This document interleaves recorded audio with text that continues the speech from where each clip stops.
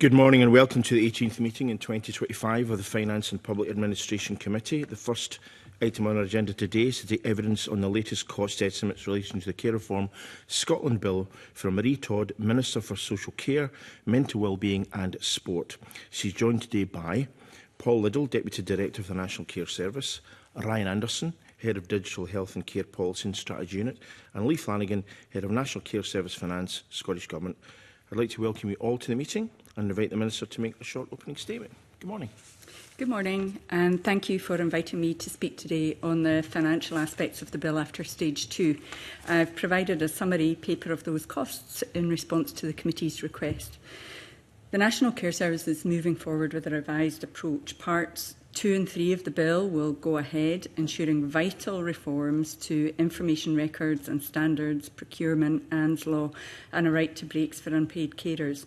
These are all areas that stakeholders have told us time and time again need to be improved. But as a result of the removal of Part 1, the anticipated costs, savings and changes to revenue that were expected to arise are no longer relevant. Part 2 of the Care Reform Bill, as it's now named, relates to health and social care information, with provision to give ministers the power to set up a statutory scheme to permit data sharing and to produce information standards. Part 3 relates to reforms connected with the delivery and regulation of social care, with provision for a right to breaks for carers, rights to visits to or by care home residents, ANS law that is, and SSC powers to require information, protection of adults at risk of harm, a national social work advisor and the agency, and independent information, advice and advocacy. I firmly believe that the provisions in the bill as amended at Stage 2 are reforms to the existing system which are highly reasonable and balanced. As politicians, we must ensure that we can effect real change and improvement that people using social care services require and, most importantly, deserve. Financially speaking, it will also cost far less to implement than when the bill was introduced. Our forecasts over the period to the end of 2031-32, as per the previously revised financial memorandum, are now between £329 million and £545 million, of which £306 million to £512 million are directly related to breaks for carers. The previous range of costs prior to the Stage 2 amendments presented in December 23 over the same time period were £843 million to £2149 million. We already spend over £6.1 billion a year on social care, as per the 23-24 local finance returns data. But this spend is not transparent and it is not clear to people who need social care who is accountable for the service that they receive. But we cannot just think about the financial cost of care reform in isolation. We must also think of the many plausible benefits to people that will be delivered. For example, improving information sharing or independent advocacy and advice in care and support services could help to reduce the barriers to an individual's ability or opportunity to work, to increase their working hours or even take up a new job, thus enabling more people to contribute to the economy. My financial summary of 20th of May 25 set out these changes, which would substantively reduce the cost of the bill since removal of Part 1. There are some costs associated with introducing a right to breaks for carers, independent advocacy, establishing the NSWA and ANS law as set out in the financial summary and the revised FM, but overall costs are greatly reduced. The committee will be aware that we are now driving some of this work forward on a non-statutory basis. We've now set up the Interim National Care Service Advisory Board, which met for the first time last week, comprised of people with lived experience of accessing care, social care workers, care providers, the NHS and local government, which has the ultimate aim of improving the sector. In conclusion, the Scottish Government has worked enormously hard to reach a consensus with stakeholders and MSPs ahead of Stage 3 scrutiny, and I am confident that we have the best position on which to go forward. I hope this gives you an overview of where we are with the NCS and social care reform now, and I'm happy to take any questions you might have. Okay, thank you very much for that helpful opening statement. I have to say, though, that it's quite difficult for the committee to have confidence in the figures that the Scottish Government is providing when we were given a set of figures last week, and already, only this morning, those figures have been altered quite substantially. So, for example, in terms of information, advice and advocacy, carer breaks, the letter he sent the committee early this morning has revised those figures downwards from 97.1 to 160.9 million, when previously they were 114.2 to 189.6 million, and understand the reasoning that you gave in your letter for those. But we're talking about projecting up to 2032, and yet the figures have changed since we were issued with our papers just last Thursday. So apologies for that. I think there was one error in one table in the letter that we sent you. It was quickly spotted and we corrected that. Apologies about it. Do you want to say more, Lee? No, that was my fault. The phasing had implemented for 25-26 in error, so it should have started 26-27 for the carers break. So that was our fault. It was a mistake in the phasing. The central point remains, so how can we as a committee have faith in the Scottish Government's projection of figures? Because we had an original FM in June 2022, an updated one in December 2023, and they've both been monumentally altered, I would have to say, in the time that's passed since then. So how can we feel confident that this is where we actually are and this is where we will go moving forward? And in fact, there's still huge differences. I mean, we're still talking about, difference of 97.1 to 160.9 million just in that area alone. So we're still talking about huge variations in cost. So, agreed. So I think the changes that you've seen in the financial memorandum over the years largely reflect the changes to the bill. So because there has been refinement of the bill and we have substantially changed course a number of times, as you are aware, at each time we have provided the committee with fresh estimates of what the bill will cost to deliver according to what's intended by it. We're getting very close to delivery points. So between stage 2 and stage 3, there are still some unknowns in terms of what refinements might occur at stage 3. But we have narrowed down greatly the range, and we are pretty confident of the direction of travel. The reason for the numbers being different in the letter that I sent you last week and the correction that I sent you today was simply a human error, a box in a table completed and it started 1 year earlier than it should have done and knocked the whole table out. It was spotted very quickly and corrected very quickly. I guess the reason for the range in the figures is that we're projecting 10 years out, and the ranges get broader the further away you are from the moment in time that you start. So we're taking into account the projected increase in the number of carers, things like that, but we can't know specifically how many carers will be using that service in 10 years' time. Okay, I mean, the amended section doesn't specify the sort of provision that regulations are to make about independent information, advice and advocacy in relation to social care, and therefore the potential cost implications of those regulations are wide. How wide? So I think we've given you a range, which is the best estimate that we can give you at this stage of time. We are expecting some stage 3 amendments on that particular provision, and it does depend. I mean, I think it's quite I am, if you'll forgive me, convener, trying really hard to be as open as possible with this committee. I've said from day one since I came into this job that I would try to make sure that you were well informed and well able to scrutinise the bill. But I think it is quite unusual for a bill in this Parliament to be experience financial scrutiny between stage 2 and stage 3. So part of the reason for the range in that particular figure is that we would expect refinement at stage 3, which will narrow down the cost. I don't know if you want to say more, JP, on that. On the independent advocacy provisions, especially part of the reason for the range is the need to work with both the independent advocacy sector and with the services to whom an advocate might be making representations on behalf of people to ensure that there's appropriate capacity built up in the system over time. And that will need to be an ongoing bit of work with providers and with public sector partners after the bill is complete.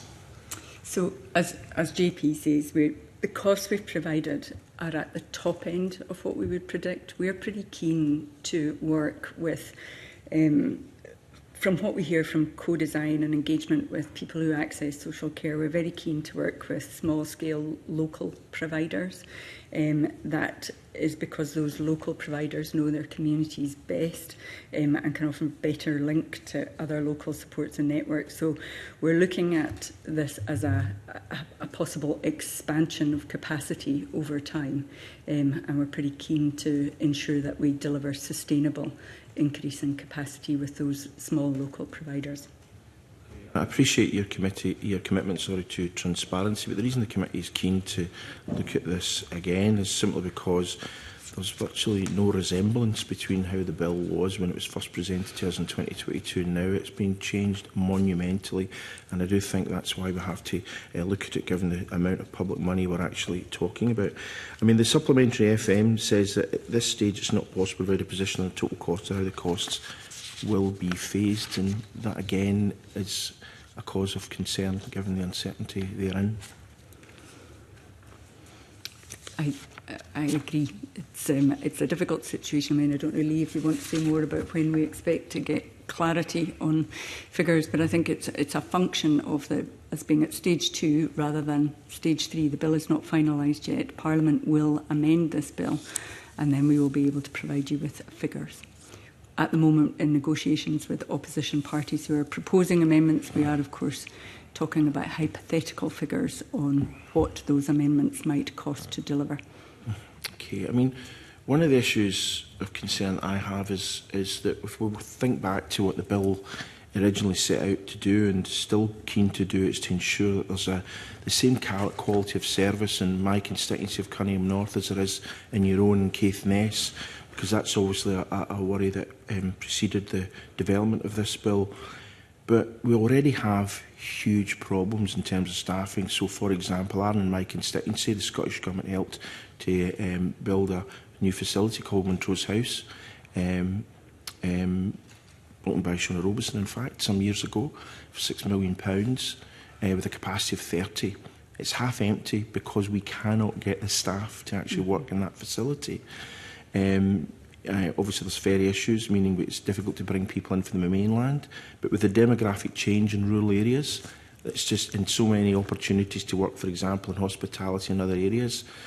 How are you going to be able to ensure that we deliver the staff, especially with Brexit restricting the number of people, for example, that can come into the country? That's likely to get more difficult rather than less.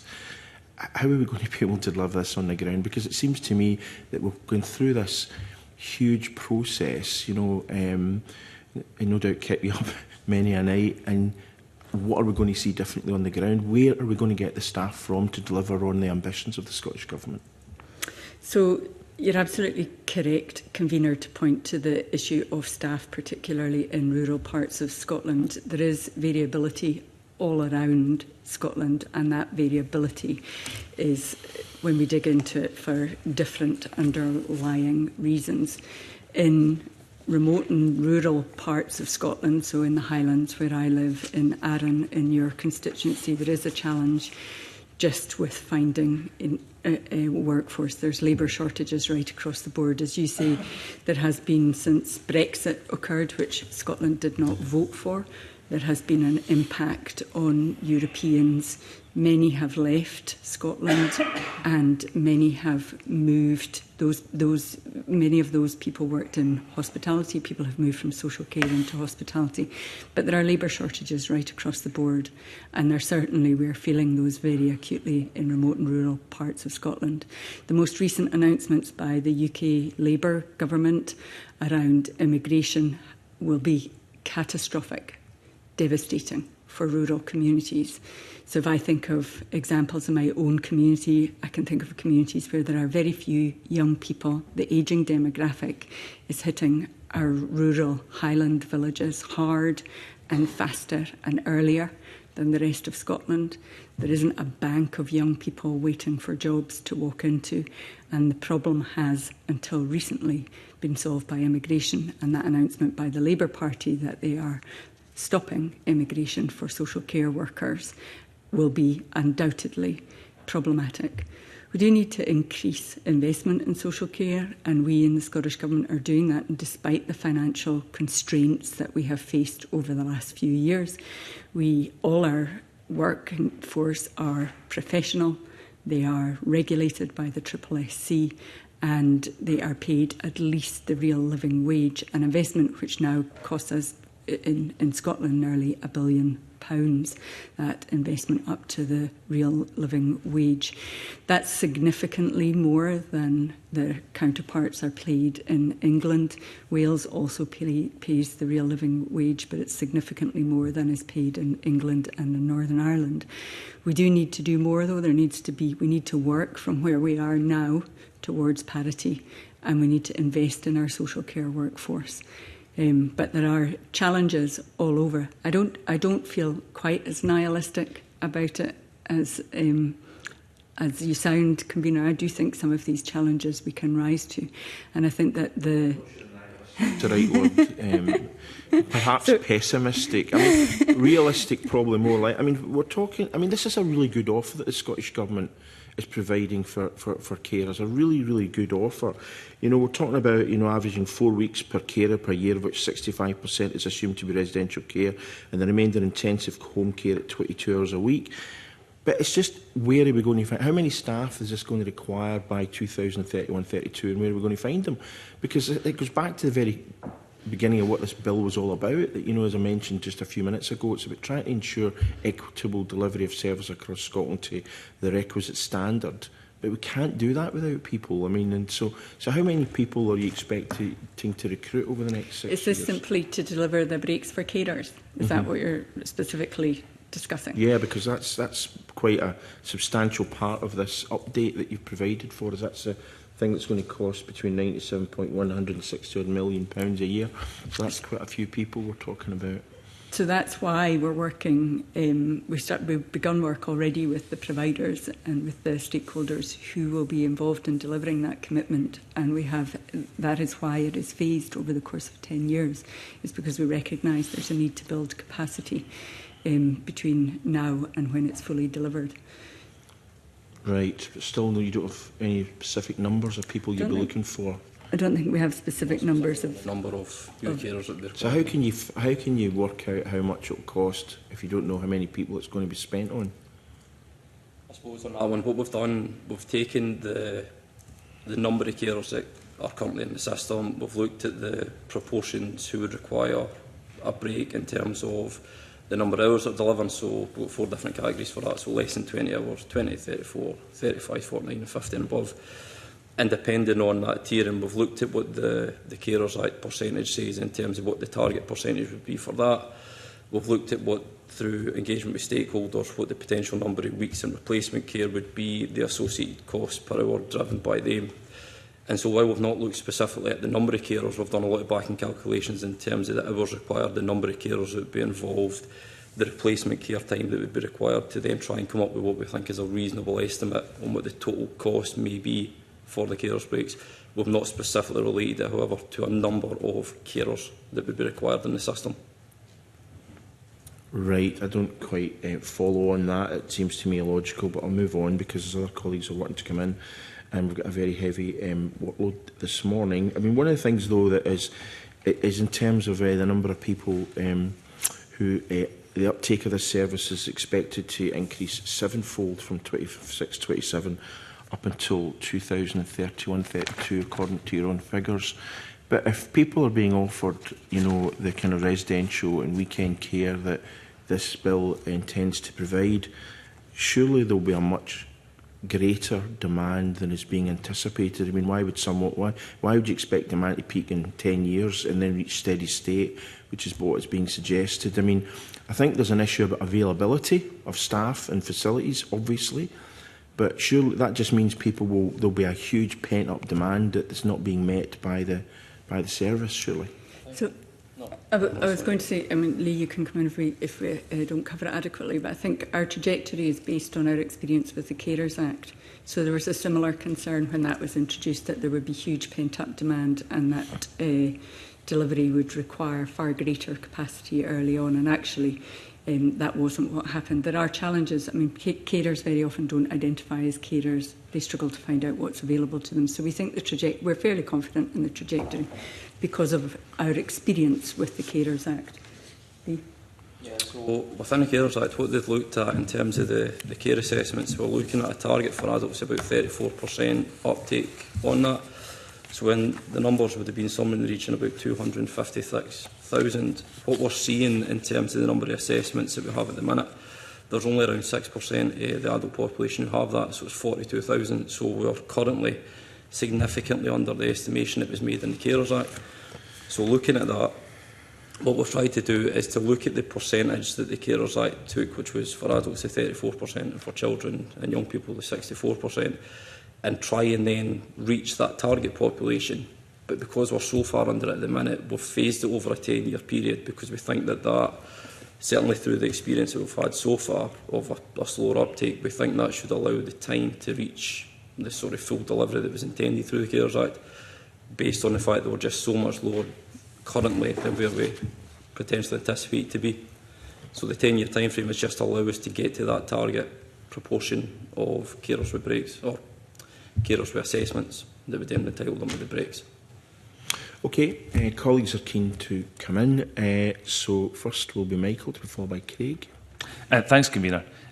For a point of clarity, Minister, the bill no longer establishes a national care service. Is that correct?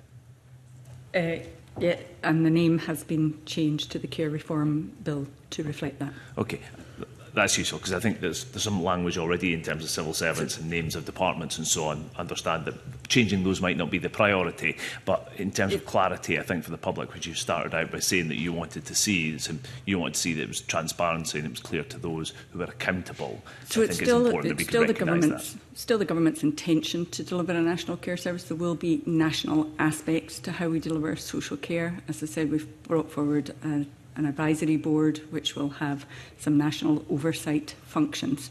So we're still aiming for a national care service bill, a national care service, but this bill will not deliver it. But this bill doesn't do it. It's not in its whole. Okay, that's useful. I mean, you said in your opening remarks to the convener, the state of the financial projections in this is a function of the fact that being at stage 2 rather than at stage 3. But you have to recognise that we can't evaluate a financial memorandum on that basis. That financial memorandums are presented at the start of a bill with projections. We look at them and think whether they are realistic. We ask the kind of questions the convener has been asking of it.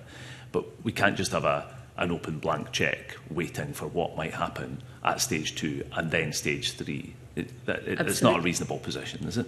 No, that's not reasonable, and that's exactly why we've been in front of this committee quite so many times. With each substantial change to the bill, we've come back with financial information for you to scrutinise. I'm very keen for Parliament to do the job of scrutiny effectively. Okay. I mean, there are other reasons that you've been back in front of the committee. I mean, we had one of your predecessors, Kevin Stewart, who was objected to the idea that the bill might cost up to kind of £1.2 billion, and then we've had evidence from civil servants and yourself saying it could be up to £3.9 billion. The range of figures that you've brought to this committee over the period of the last several years have been staggering, really, the difference between it and a lack of clarity. Can I say then, we're still at the position now where we are referencing 3 different sets of documents across different timeframes to try and understand what the variety of cost impacts might be. Do you think that's transparent to the public? I think that's reasonable. As I said, the bill has been substantially refined since introduction, and I think at each step of the way we have provided fresh financial information. I think it is reasonable and does allow scrutiny by Parliament. But would you think, so you started out by saying to the convener you thought it had to be accountable to the public. Mm-hmm. Do you think the public could understand the variety of these different documents and the fact that we're comparing? So for instance, the original first financial memorandum was extrapolated across 10 years, 1.8 to 3.9 billion, but this new financial update is across 7 years, 436.6 million to 724.8 million. I mean, there are even the time frames that you're undertaking the analysis against aren't comparable. Is there a reason for that? Do you want to pick that up? So when we've done the revised financial memorandum back December 23, we've tried to keep the same essential timeline up to the end of 31-32 to try and provide some level of consistency there instead of extrapolating them out further. If you recall, with the first financial memorandum that was taken over the 5-year time frame, to then try and provide a greater deal of information to come out, we extended that out to the 10-year time frame, but that didn't allow for comparability between the two of them. And so in subsequent issues that we've done, we've decided to keep it out to the 31-32 year in order to allow for some sense of comparison between the figures we've presented previously and currently. Do you think that would be understandable to the public, that explanation that Mr Flanagan's just given, Minister? I mean, I think that depends how... I think generally the public, a member of the public with an interest in finances and who is used to looking at financial memorandums would understand it perfectly well. Really? I think, yeah. Okay, I have my doubts. I mean, it brings to that first point about the accountability side of this, and also your points as to you still don't know what the costs are across different parts of it, including in stage 3 and the amendments that might come. But you've said the in sections 37A and 37 to 237E on the information standards, changes do not significantly alter what was said in relation to costs in the original financial memorandum. Costs do not rise to the primary legislation, they'll rise in the information standards created under it. So this is back to co-design, where there are significant areas of the bill that just can't be costed. Is that correct? So there are some significant areas that will be delivered by secondary legislation, yes. So there are some areas where the final format is not yet decided. Okay. So, as of January 24, there were 170 civil servants working on the bill. There was a monthly cost to the taxpayer of approximately £1 million. Is that still the case? Is it still the same size of team? It's a slightly smaller team now. I think the budget for the National Care Service central team this year is £11 million, so slightly less than £1 million a month, if that was right. It's about 10% less than it was, but the bill's a fraction of the size that it was, and its ambition is significantly less than it was. Section 1 entirely deleted. I understand there's not a direct relationship between the number of words in a bill and the number of, but it's a very significantly different beast. Can we have clarity on that monthly cost, then, Minister, to the committee? So in writing would be fine. Yeah, that's fine. I'll certainly provide you with more information. As we said, as I have said nearly every time that I've been in front of this committee, there is the National Care Service team do work within social care as well, and the totality of cost for social care at the moment, we collectively spend £6.1 billion per year. Yeah, okay. I mean, I'm going to leave my question in there, Camille, but I mean, genuinely, Minister, I mean, I consider myself to be pretty well versed in the financial memorandums. I have higher level degrees in economics and other areas in finance. There are big parts of this I just find really difficult to understand because we're not comparing the same things. We're not comparing apples and apples. There are different timescales, there are different approaches. If you were to redesign, would it not be better to start again with a proper bill, with a proper costing, that we understood what it was meant to do? I don't believe it would be appropriate to start again. I think that the parts of the bill that still remain are the parts that everyone is agreed on, and that everyone is agreed are absolutely required to fundamentally improve social care. I think it's time for us to crack on with it. But there's big parts that you can't tell us how much they cost. So, as I said, largely the changes that have occurred, as you have stated yourself, relate to the differences in approach. So the most substantial change in the figures are because the approach in the bill has changed. We are settled now in the main on what will be delivered by this bill. And I think the range of potential costs and our confidence in those costs has improved greatly because of that. There's a settled position, and I think that the public would like us to get on with delivering it. I'm glad your confidence has increased. Followed by Liz. The document makes reference to the savings that carers currently provide. to Scotland, and the estimate that the Scottish Government has come up with is £13.9 billion per year, which totals at £14.3 billion when healthcare costs are taken into account. Where does that figure come from, and what confidence do you have that that is the actual net saving at the moment? So, Lee, would you like to? That was the figure that our economic colleagues looked at when assessing the number of carers that are within or carers and the sort of unpaid caring sector within Scotland at the minute, and attributing a time value to their time if it was to be taken up by the state providing the care. Because obviously, I just looked at the footnote in relation to it. It was footnote 11, and it says that it's a Scottish Government calculation of replacement care and hospital days avoided, which was data that was developed between 2022 and 2025. But then it says that it's using results and modelling from 2014, which was Weaver et al. So a lot rests upon that modelling and the way that calculation comes to it. You then look at that modelling, and that was taken from Switzerland between 2004 and 2007. So the premise upon which that savings is based upon is effectively census data from Switzerland in 2004 to 2007. Now, talking to people in the care sector, there's been very significant changes in models of care, in treatments, in the need for hospitalisation, and in technology, for example, in relation to care. So you're actually premising that figure based upon census data from Switzerland in 2004. Just going back to an earlier point, that shouldn't give us much confidence that if the central element of this is that you're saying that presently unpaid care in Scotland saves £14.3 billion, if it's resting on data from 2004 from Switzerland, we shouldn't have a huge amount of confidence in that number, Minister, should we? Would you like to respond to that? I'll need to pick that up with the economic colleagues who had done the calculation, but I think overall with this, we're not assuming that would be it's a notional saving that if the state was to bear the burden of all of the care that was provided through the unpaid carers, but that we're not necessarily stating that would be a saving that would be realised within any system if we were to stop it. But I'll pick up the economic colleagues specifically on the calculation behind it. Okay, just go back to a point that Michael Mara raised.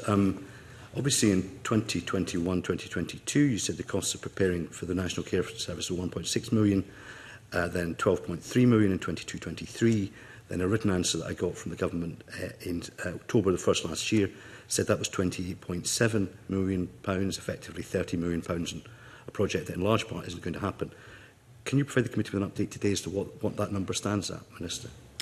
I don't think we have a figure. We've got a figure up to the end of 25-26 for the programme. So up until the end of the financial year 24-25, we were 35.5 million for the NCS programme. 35.5, and to the end of 25-26, what's that projected to be? The 25-26 projection is currently sitting at around 11.4 million. As per the remarks from earlier. So just go back to Mr Mara's point. Why, when the scope of the bill and the whole National Care Service has been set to one side, are we still looking at such a run rate of over £1 million a month? So, as I said, the National Care Service team don't work entirely on bill delivery. Bill delivery is a great deal of it, but the National Care Service the ambition to reduce variation in the level of care and reduce variation in the quality of care is greater than this bill. There are there's large parts of work that happen outside of this bill area, so the bill team deliver more than that. And again, if I put those costs into context, if we think of £30 million over 3 years to understand a system that costs £6.1 billion per year, it's less than 0.2% of the cost being spent on understanding, consultation, and Minister, creation and achieving improvement within the system. Part of me, I have raised many concerns over the last few months within the Chamber about some of the changes that have hit us in social care in Scotland. So the ENICs, the Employers' National Insurance increase, which has had a devastating impact and will undoubtedly lead to some care providers going under, the changes to immigration. I kind of wish that all governments spent time understanding the sector before making substantial changes. But actually, with due respect, Minister, the understanding was done by the Feely Review. The government then implemented a bill.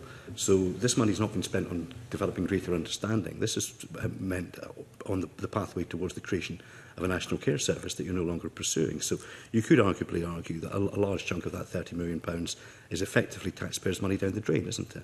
No, I don't agree with that at all. A great deal of the spend on the build team is on co-design. But John Paul, do you want to say a little bit more about the work of the National Care Service team of civil servants? So there are some elements of work in my team which were previously part of the bill, which are no longer featured in the bill, but where we still intend to make improvements, either on a non-statutory basis or under existing legislation. So, for example, the National Care Service Advisory Board, which met for the first time last week, the team who were previously working on the aspects of the bill which were related to creating a new public body, have been supporting that work. That's driven by the co-design work that we carried out over the course of the past 2 years around how people with lived experience can be supported to be represented and to participate in a decision-making forum. So that work has directly informed and supported the work to establish the advisory boards, which started work last week. Similarly, there were previously provisions around improving how complaints in the social care sector are handled in the bill. Now, those are no longer in the bill, but there is work that we can do under existing legislation, working alongside the Public Services Ombudsman and working in partnership with local government and with Social Work Scotland to look, and a range of other stakeholders to look at ways that the existing system of complaints can be made easier for people to access and to progress through. And again, that's drawing on the co-design work that was carried out over the course of the past couple of years. It almost sounds, though, as if you are making the case that a national care service isn't required, if all of these things could have been done by just simply reprofiling existing work streams. Surely, therefore, the huge monolithic National Care Service isn't actually necessary, Minister. So the member will understand that we've substantially changed our approach to the National Care Service. The original bill as introduced is no longer happening. And that was one where there was lots of staff changing employer and government had direct control. We then changed to a shared accountability agreement.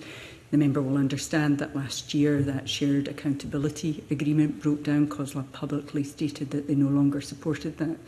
So COSLA, this was not my intended approach. I did believe that this level of substantial change underpinned by legislation was required to deliver the change that people need to see. Our partners, for example, in local authority, have persuaded me that the changes can be made.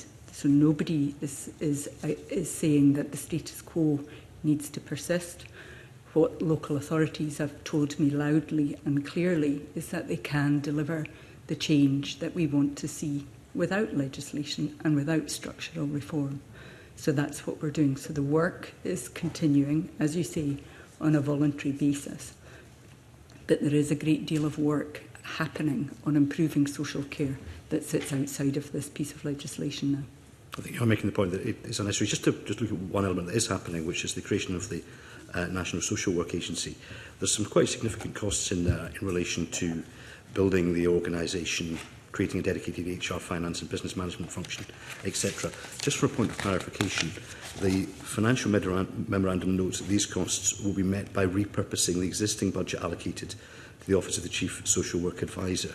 So are you saying that those costs will all be met by basically making the saving within the Office of the Chief Social Work Advisor, or do you anticipate the creation of the new body having additional administrative costs? So we think the current position, once everything is up and running and established, we assume that in 31-32 is going to add around about 950,000 additional, taking over the existing Office for the Chief Social Work Advisor budget in addition to that. So we think that the total cost of the body in 31-32 would be around 14 million, of which 13 of that is from existing budget. Fine. And just for clarity, the existing body, is that removed completely? There's no sort of sponsoring element within the Scottish Government that remains, so there's no duplicate. I think the understanding was that the Office's Chief Social Work Directorate would no longer exist and everything will be transferred to the new agency. Fine, okay, thank you. Liz. Thank you. Good morning. The Government has made very great play of the co-design principle, which I note this morning is still one of the underlying principles behind the change. Can I ask, at the start, Minister, when both yourself and your predecessor, Kevin Stewart, made a great play of the co-design, what went wrong in terms of that co-design to make such a very substantial change to proposed legislation? I don't.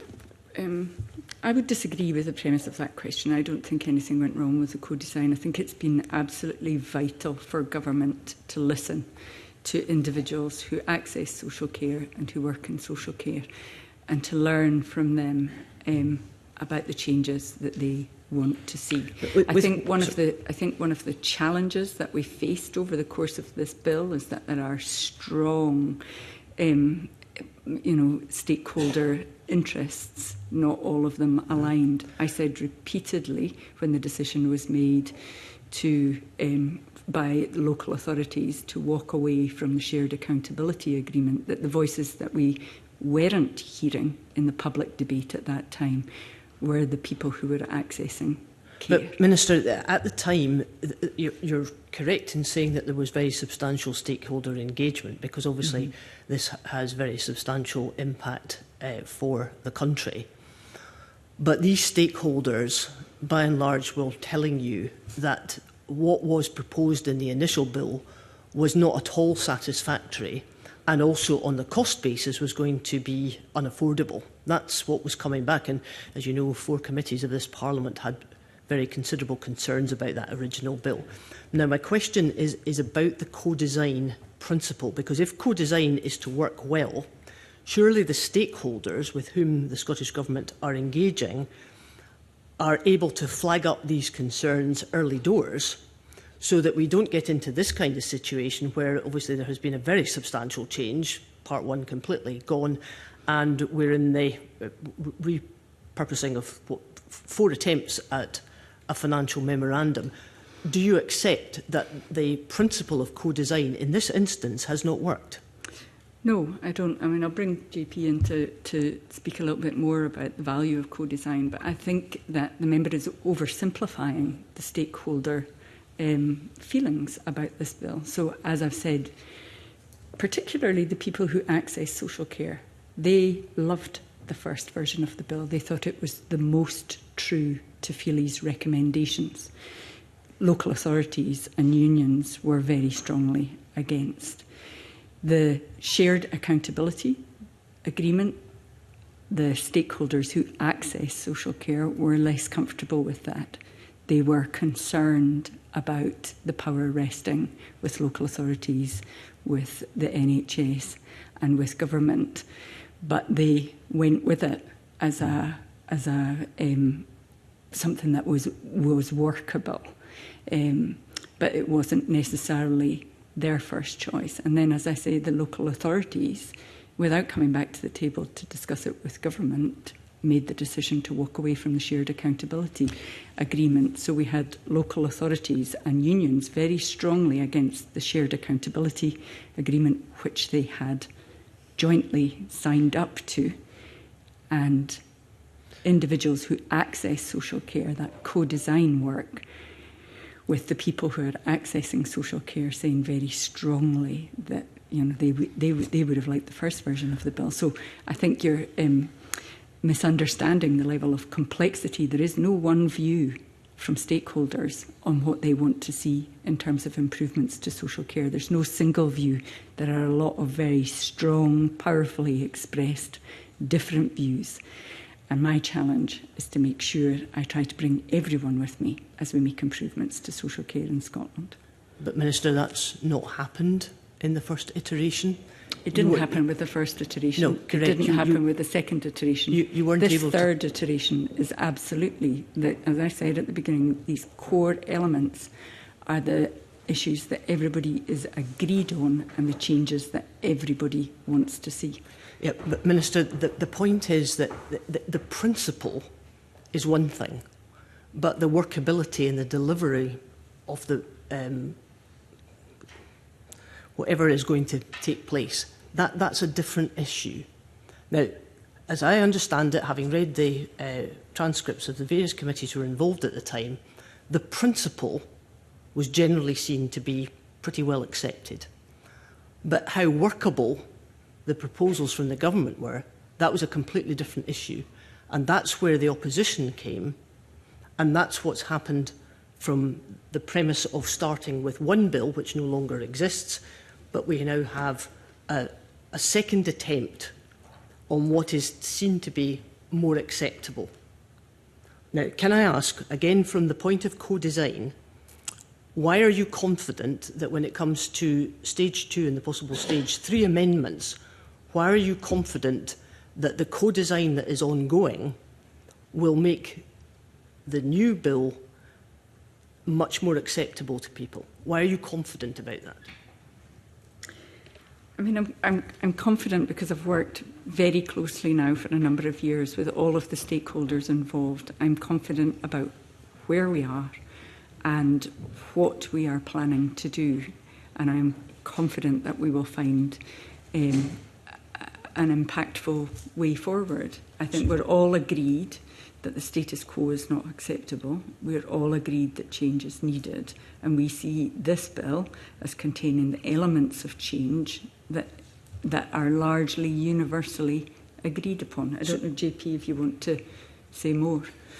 I suppose just from the point of view of the continuing work on co-design that's happening just now, that is moving into a more detailed phase of work. So where the earlier co-design work was around principles of establishing a national care service and what that might look like, the work that is now underway is a natural evolution from that, which is looking in more detail. For example, there will be co-design work around any development of a record to see how individual people would access that and how they would use it. So to ensure that the development work that's carried out is informed by the experience of a real person trying to access the system. Similarly, the work that we'll be doing on independent advocacy, that will be working with individuals who have accessed advocacy support in the past or who have worked as advocates, and ensuring that the more detailed changes that we make to improve and increase advocacy support are informed by that experience. So given that ongoing co-design that you've just spoken about, Mr Little, can I ask the Minister, what kind of amendments are you expecting at Stage 3? Well, I'm working very closely with opposition parties around the amendments and with stakeholders with an interest. So if we think about Anne's Law, for example, I'm very proud of the amendments that we brought forward at Stage 2, which we worked very closely with the Care Home Relatives Scotland on. I'm very grateful for their input on those amendments. And we think that delivers a substantial improvement. Now, the Care Home Relatives have come back and said we want further refinements that would enable, just ensure that the balance of power is appropriate between care homes and between relatives. And we're working on those with Care Home Relatives Scotland and with opposition parties to ensure that we can reach agreement on those. So in relation to the convener who was asking about the possible costs, do you predict that these Stage 3 amendments may push up costs? So the Anne's Law amendments, no, I don't think so. There are some areas where, as was clear at Stage 2, there are some amendments that some opposition colleagues have brought forward that could have substantial costs, including your Conservative colleagues. And should those amendments pass at Stage 3, those would have significant financial costs, but we're working together to see if we can find satisfactory resolution. As committed to in Stage 2 committee, we're working to ensure that we can reach agreement and understand the objective and aims that your colleagues are trying to achieve in a way that is affordable and sustainable. Okay, so there is potential for some increase. Can I just ask one final question, Convener, if I may? In an answer to Michael Mara, Minister, you said that, and I quote, in the main, you think this new bill is fairly settled. What evidence do you have for that?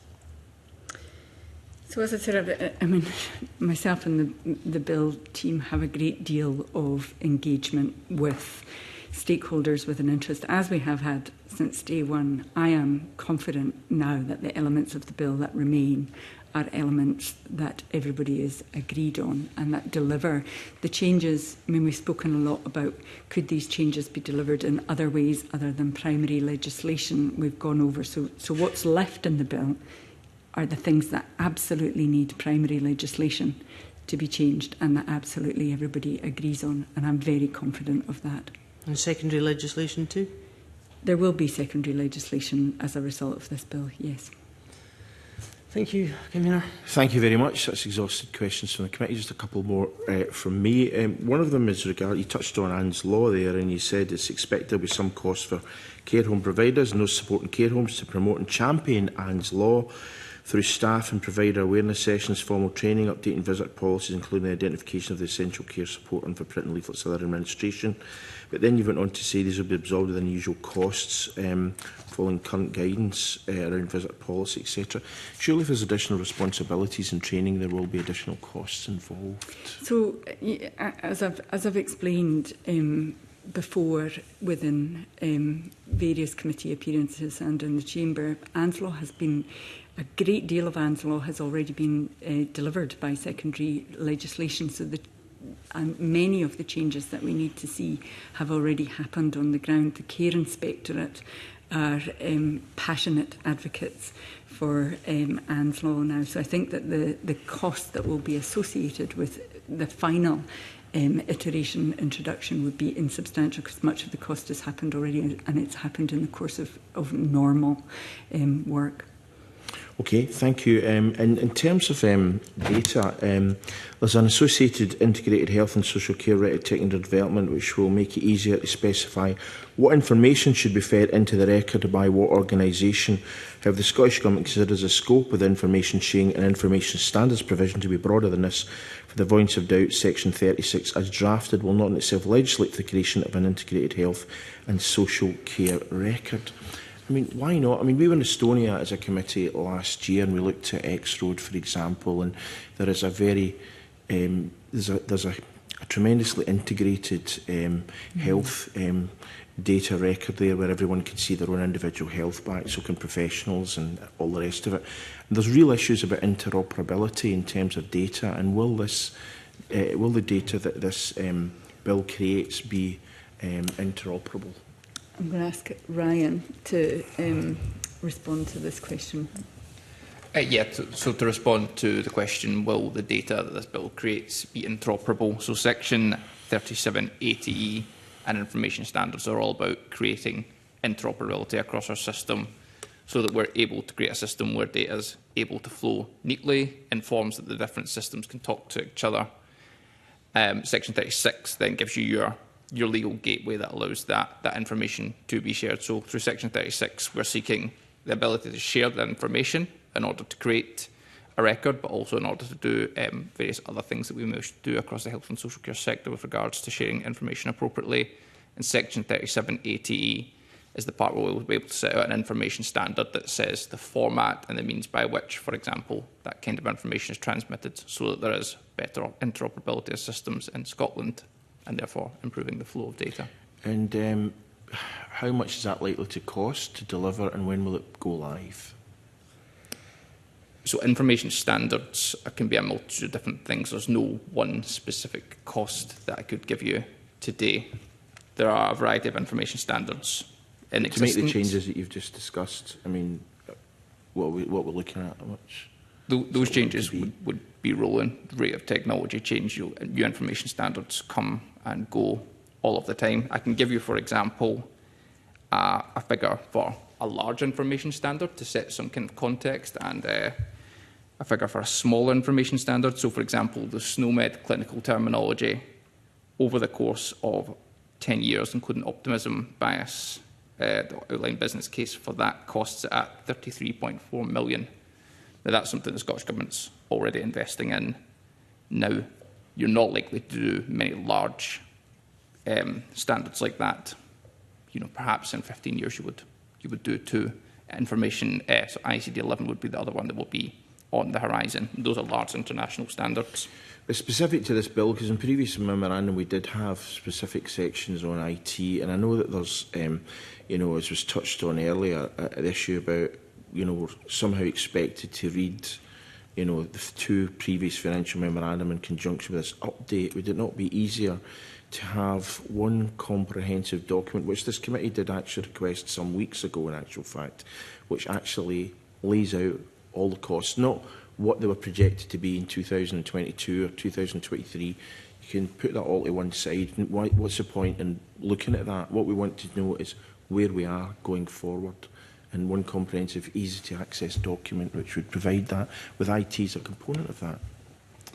So, in secondary legislation, moving forward the regulations, when we bring forward each of the information standards that we would seek to bring forward, we would be doing impact assessments on them at that point. Like I say, it wouldn't be possible at this stage to say which information standards we would bring forward, because they change so rapidly, and there will be a need to change them, develop them over time to constantly ensure interoperability. Interoperability is not a static thing that we would be able to reasonably measure at this point, the cost of that out over the course of a number of years. Okay, that's a worry.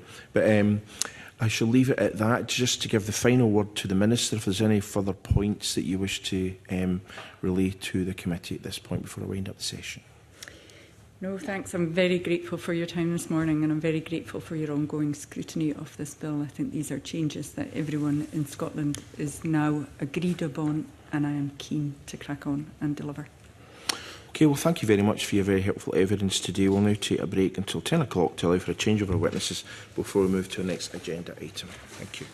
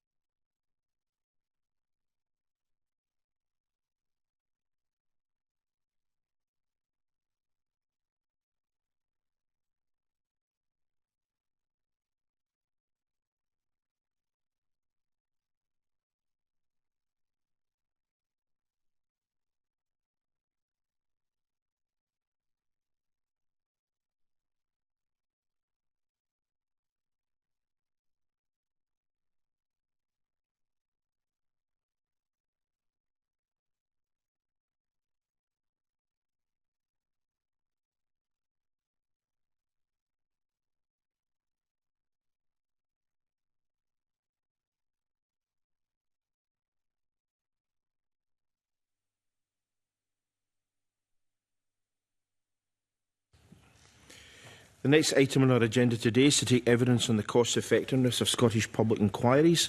This is our second evidence session, and I therefore welcome to the meeting the Right Honourable Lord Hardy, former Chair of the Edinburgh Tram Inquiry, and Dr Emma Ayrton, Associate Professor, Nottingham Law School, Nottingham University. And we're going to go straight to questions, because there is so much really to kind of dig in here. And if we actually think about what you've said, Lord Hardy, you've talked about one of the issues about this inquiry is that, the inquiry that we're doing into inquiries is that one of the things that public inquiries often do is reinvent the wheel. So I'm just wondering if you can talk us to us a wee bit about your concerns in terms of that. Well, it's really in relation to the setting up of the inquiry. What happens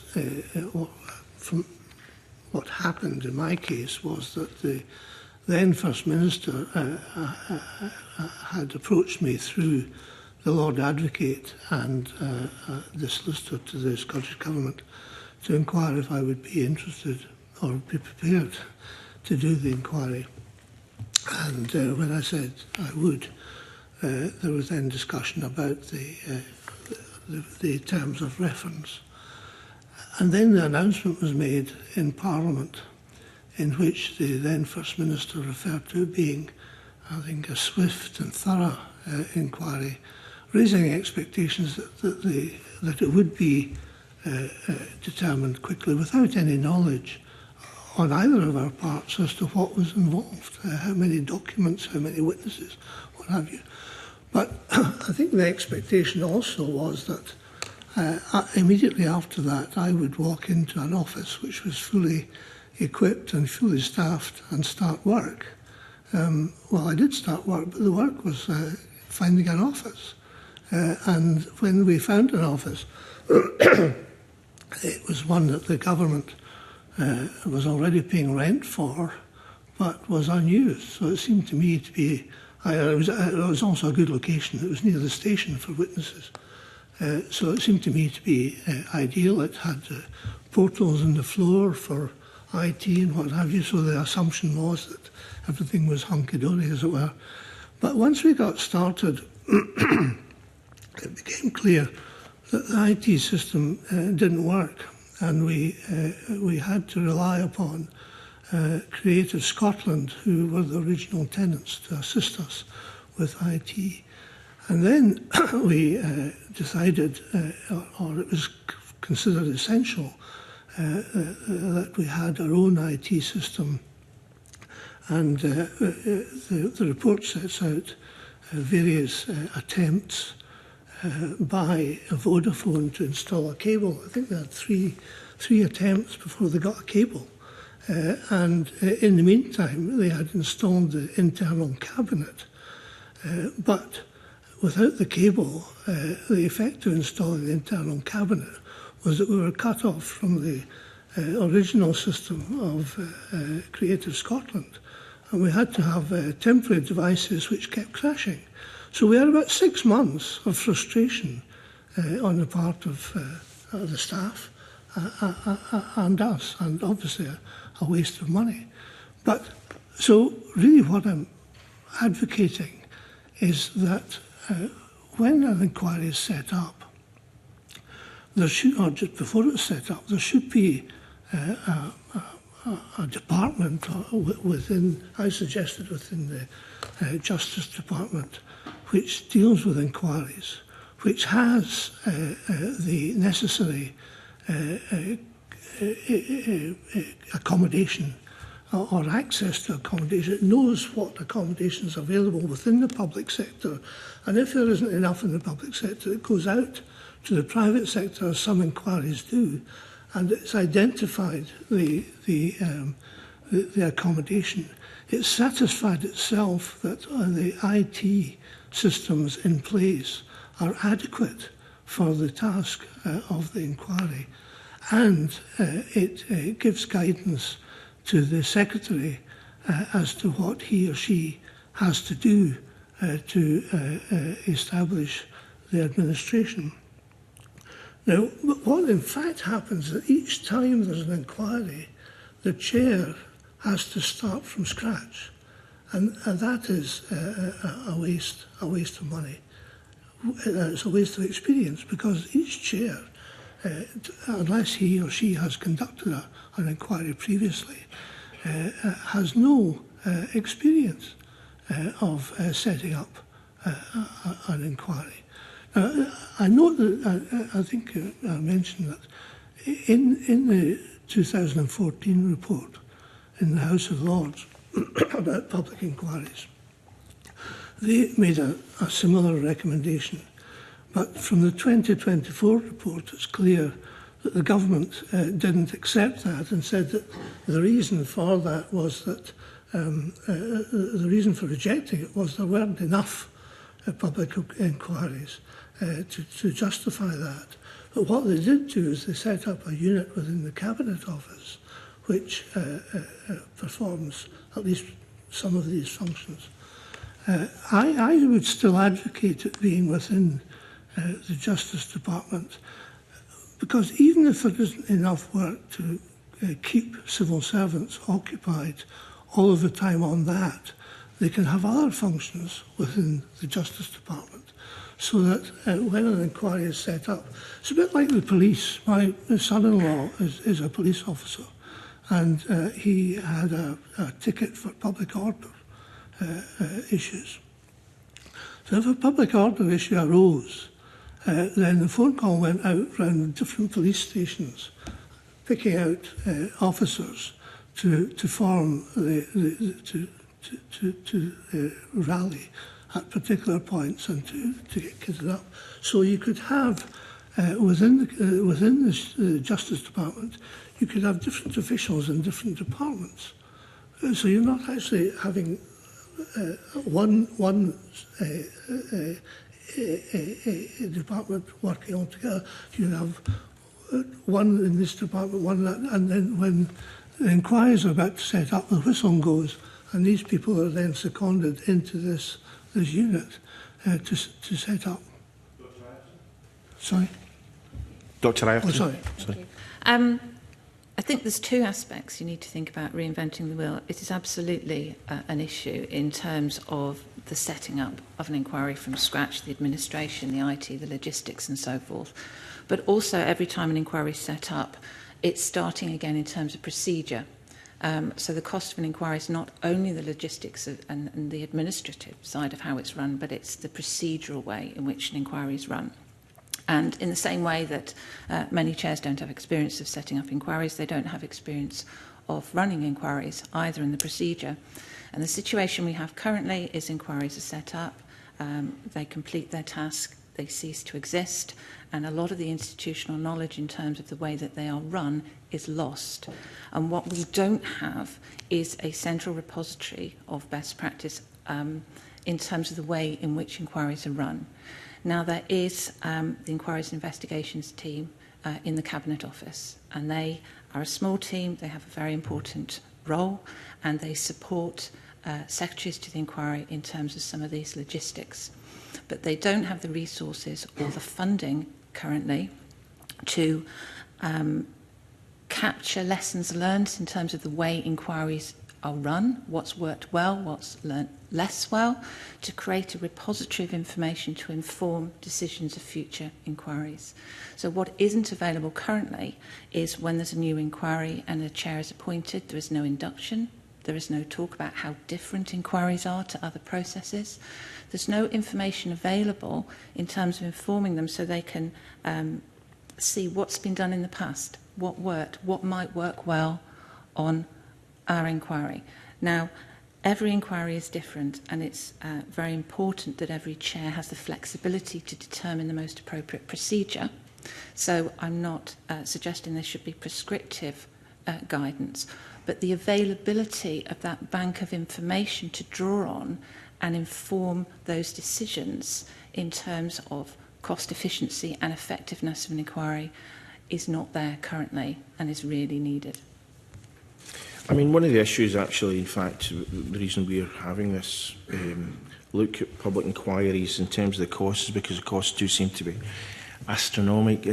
Not only is the time scale often run away from people, and there's a concern that mean, justice has to be not only done, but seen to be done. And if inquiries take 5, 10 years, even longer on some occasions, there's an issue about that. Now, I know one of the issues that you've raised, Lord Hardy, is the fact that if you put a specific budgetary limit on an inquiry, you've said that that approach might undermine public confidence in the inquiry. But surely every other area of public life has a set budget at which it has to operate to, and indeed a timescale. And while parameters can there can be a bit an element of flexibility. Surely, while you're concerned that public confidence might erode if there's limits set, surely public confidence is eroded if public inquiries just seem to go on and on and on year after year. People think 1, 2, 3 years, and then 5, 6, 7, 8 years they're still waiting for an outcome. Yes, well, I understand that, Chair. But I think, excuse me, I think if you're going to indicate or set a budget and a timescale for every inquiry, it has to be an informed decision. And the problem is that at the outset, nobody knows what is involved. The First Minister didn't know, I didn't know. Indeed, I was speaking to Dr. Edmonds before we sat down, that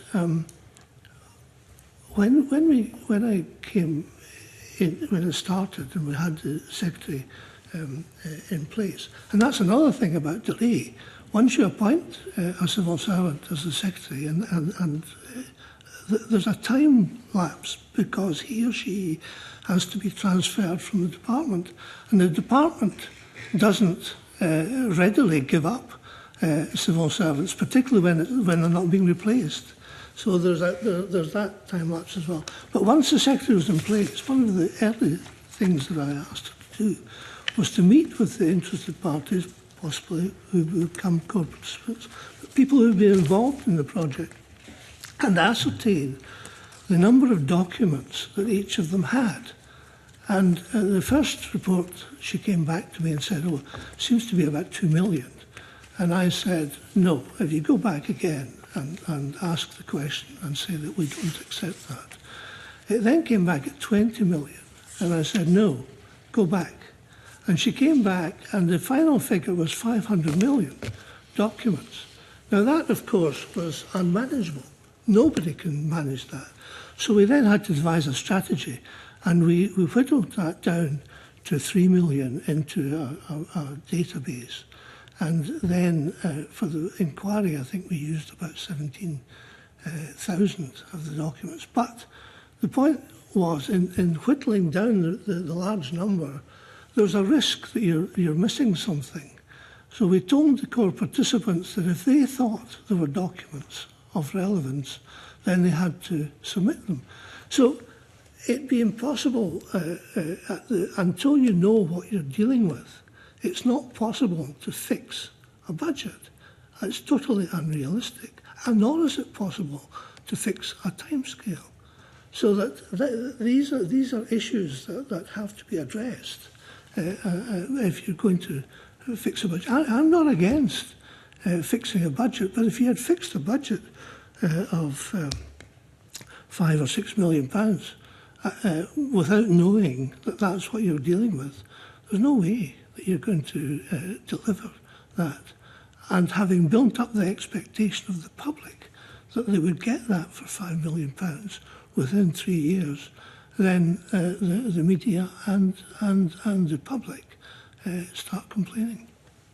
I think that there's a kind of, they're wildly optimistic when they set out inquiries as to what the timescale and cost would be, because I've never seen an inquiry, or very few, that come in even approximating to what's initially budgeted for in either time or funding. And yet we see in other areas, other jurisdictions, that doesn't seem to be the case. So, for example, Australia, which I don't think is wildly different from Scotland as a country, they had a COVID inquiry that began in September 2023, finished 13 months later and cost £4 million. whereas, for example, the UK's is well over 160 million already and has been going on for 4 years, and the Scotland's 34 million and has been on for 3.5 years.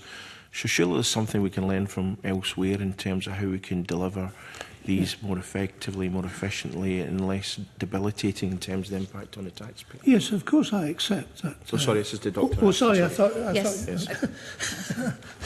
I think there's 2 points we're looking at here, and they are different points. So the first, in terms of costs and budgeting, there is no transparency in terms of how the costs are calculated and how it's estimated in terms of how long an inquiry is going to take. But what I do know is there is no consistency currently at all between how inquiries are recording their costs. So there's no meaningful way to do the comparison and come up with accurate estimates. So that's the first point. So being too precise, you're setting up an inquiry against sometimes a figure almost pulled out of the air in terms of the data that you've got to work with. I think a much more important point, and the difference between other jurisdictions, comes down to the focus, and I think this is the key thing, the way in which an inquiry is set up. So in other jurisdictions, there is a clearer focus on what the purpose of an individual inquiry is for. We've had this in the past, but it's been drifting and we've had massive mission creep. So if I could explain it in terms of, if, for example, the subject matter of an inquiry was a tragedy, a boating disaster, you could have a very forensic inquiry that looks into the past at the incident and works out what happened, what went wrong, on what dates, who was there, the details of what went wrong to prevent that occurring again. You could have a policy inquiry, a higher macro level inquiry, where there have been a number of similar incidents, and you're looking at the macro level in terms of what went wrong in the checks and balances, what are the systemic failures in administration and regulation that enabled these disasters to keep occurring. So that's the high level. And that, to me, should be the primary purpose of inquiries. There's also the truth-telling inquiries. We have less of them in this jurisdiction, but there are more in other jurisdictions, for example, Australia and South Africa, where it's more looking, so to use the example of the boating disasters, if you'd had a series of disasters historically that were caused by past practices and systemic failure, and it is to acknowledge past wrongs, to correct records, to correct the historical records and create testimonies and societal learning. That's the truth-telling. Now, increasingly over time in the UK, if you ask the public participants, a lot of members of Parliament and so forth, what an inquiry does in the UK, they will say all of them. So if you're going to have inquiries that are very forensic and look at the systemic macro failings and produce the records of testimonies of what went wrong, it's inevitable. You are always going to have very long, expensive inquiries. And that's why ours are different. We're not comparing like with like. When we look overseas and say, well, they've done that differently, it's cheaper. If you look at the inquiries, they're either forensic inquiries to understand what went wrong, or they're systemic to inform policy reform, or they're the truth-telling inquiries. What are the differences? The outcomes are very different. Do you want to know, do you want a past-looking inquiry that understands the detail of what went wrong? Is it sufficient to recognise these things have gone wrong, but what went wrong in the checks and balances? So what you're getting in the policy one is recommendations to inform government decisions going forwards. How do we change those checks and balances to make sure this does not happen again? So in the first one, looking at the detail of the incident, how do we stop this incident happening again? The second one, the checks and balances. How do we change policy to prevent this occurring? The third one, what you're getting is you're correcting the historical record, you're acknowledging past wrongs. A lot of it, for example, in Australia is First Nations inquiries and so forth, when you're correcting the public record. So a decision has to be made. What is the inquiry for? And how much are we prepared to invest in terms of time and cost to achieve the outcome? And so if you want a cheaper, more efficient, cost-effective inquiry, you decide what the priority is. Now, all inquiries do all of those. So to be clear, every inquiry will have elements of forensic investigation and truth-telling and policy. But it's what is the core focus and the purpose. And just to be clear as well, the core participants, the survivors, the bereaved and so forth, are central to all of those. So I'm not saying there's a difference. They are central to informing a forensic inquiry in terms of what went wrong because they have the knowledge. But in terms of the people for whom an inquiry is often established on behalf of, because they're looking for justice because there's a perception that they've not received that, how is it received differently in other jurisdictions? I mean, because my understanding here in terms of inquiries is when an inquiry drones on 5 or 10 years, then the initial kind of impetus is lost. And we then have a situation often, as you'll be well aware, that once an inquiry report is delivered, the government of the day, whether it's UK or Scottish government, may then agree to implement, you know, a host of recommendations. And then a year or two later, 5 years later, a proportion at best of these recommendations may have been implemented and many will not have been. So there surely must be an element of frustration that is taking years, it's cost a fortune, and there may not necessarily be a better outcome. Or is there a better outcome in your view than these inquiries which have cost less, been punchier, been delivered in a time scale that for most normal people, if you like, most lay people think is realistic?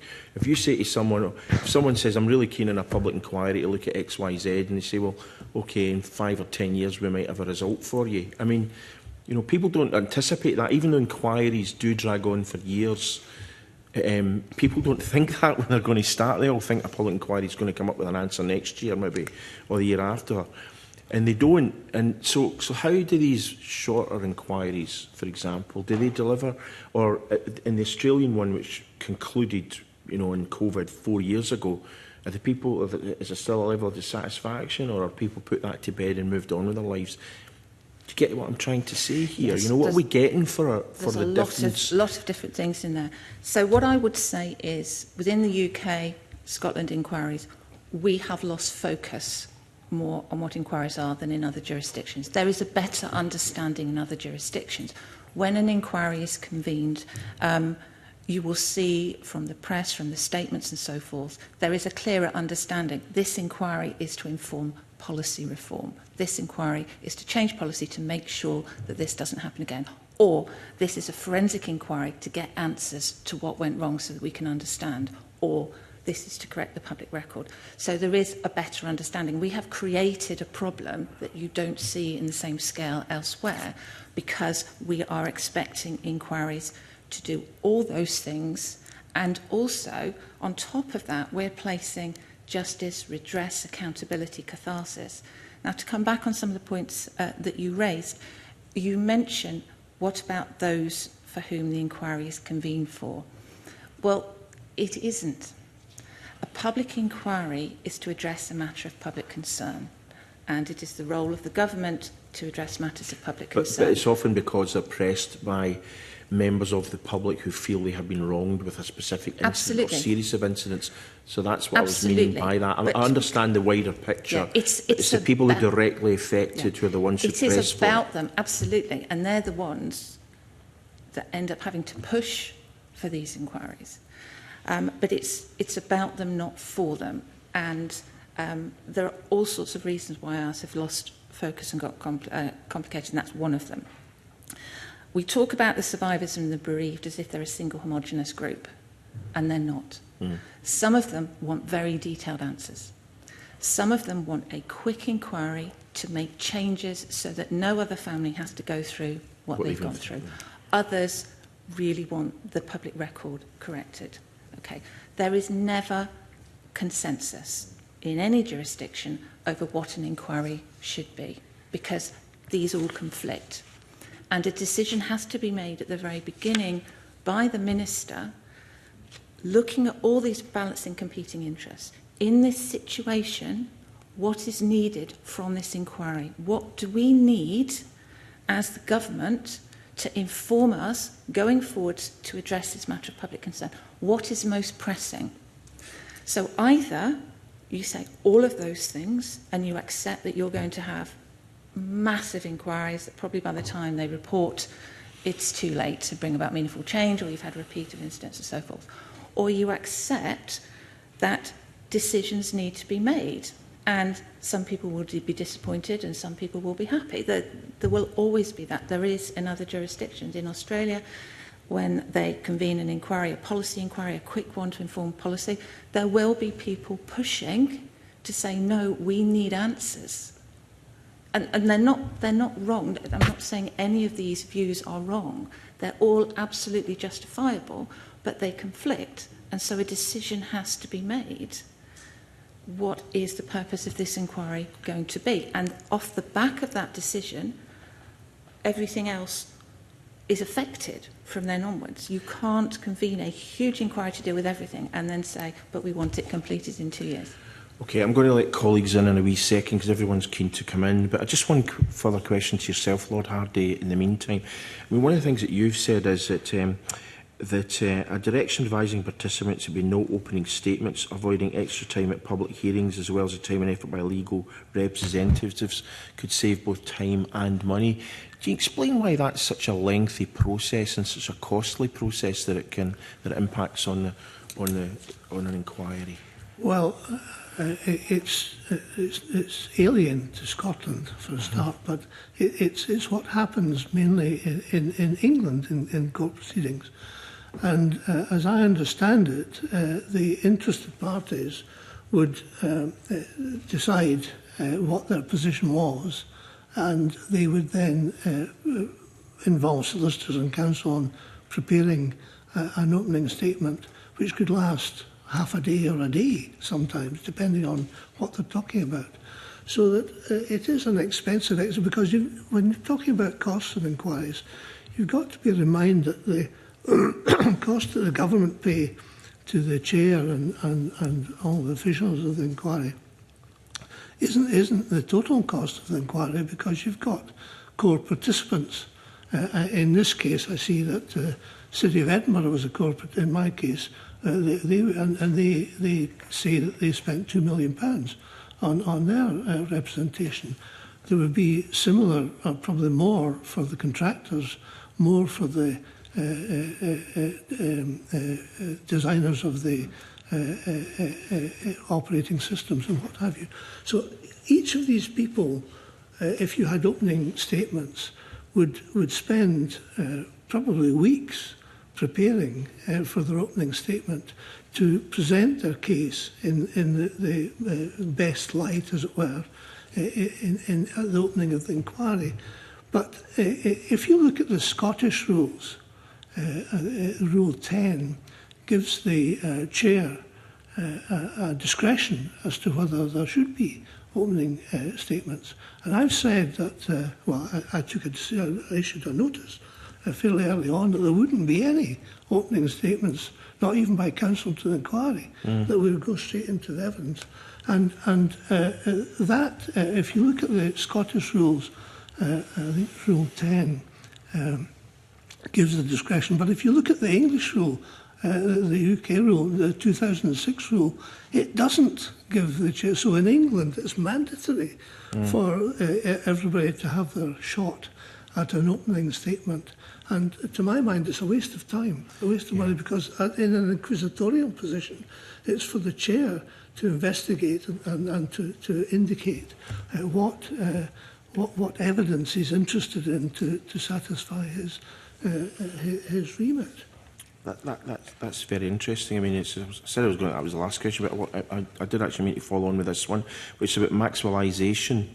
The issue whereby maximisation process, Rule 12, Rule 12.7 prohibits the inclusion of any criticism of a person unless the chair has sent that person a warning letter and the person has been given a reasonable opportunity to respond to the warning letter. This process takes a considerable amount of time. I mean, how long does it? How long would that take? I mean, surely, for those of us in the real world, one would have thought days, possibly weeks. But I get the impression that's not the case. No, it's not.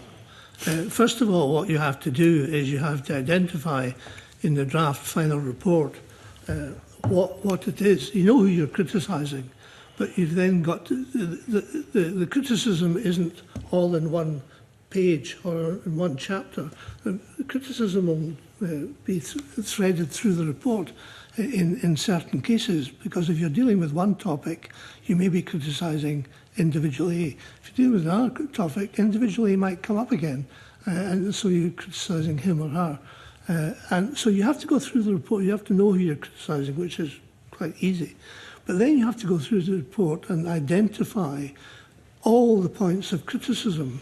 And then you write to the individual and you have to give him or her adequate time to respond, because you're dealing with their reputation and they have to be given a fair opportunity to respond. So you maybe allow a month or even 2 months, depending on the extent of it. Then it comes back with their views or their comments, and you have to consider that. As I indicated in my note, the responses that I got were substantial, and one in particular was over several hundred pages long. Now, so if you're going to do justice, I mean, that's what you could say, I suppose, is, oh, well, that's fine. We'll just carry on with it as it is. But what you find you can do, or you may do, is you can maybe adjust another part of the report to reflect one of the concerns of the individual, but still leave a criticism of him or her. So it does take a long time. Now, I notice I think it's Mr. Mallon's response, he spoke about the problem about maximisation. And since I wrote my note, I've looked at the 2024 House of Lords report, and it's got a table at the back. And what they seem to be saying in 2024 is it's unnecessary to alter the warning letters, because they had evidence that there were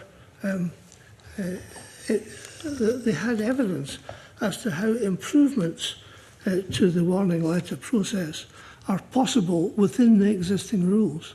Now that unfortunately I just read that last night, so I haven't had time to identify the evidence that was before the committee. But if that's so, and I've no reason to doubt that it is, if there is evidence as to how changes, how you can use the rules without contravening or use the rules more effectively, without contravening the right of an individual to comment in advance, then I think that should be explored. And it may be that some of the researchers to the department could find out what the evidence was. Dr. Ayrton? Yes, that isn't quite right, actually. The way the rules are drafted currently is it makes it mandatory to serve warning letters if you're going to criticise within the report. And that's the problem. The only change that needs to be made is it needs to be discretionary rather than mandatory. And you need to look further back to understand what the problem is. So everybody is in agreement in terms of common law duties of fairness. People need to have the opportunity to respond when criticisms are put to them. But inquiries have evolved. The sort of two approaches to inquiries have evolved in parallel. And this comes back to my point why we need a centre that understands what's going on in inquiries and shares that learning.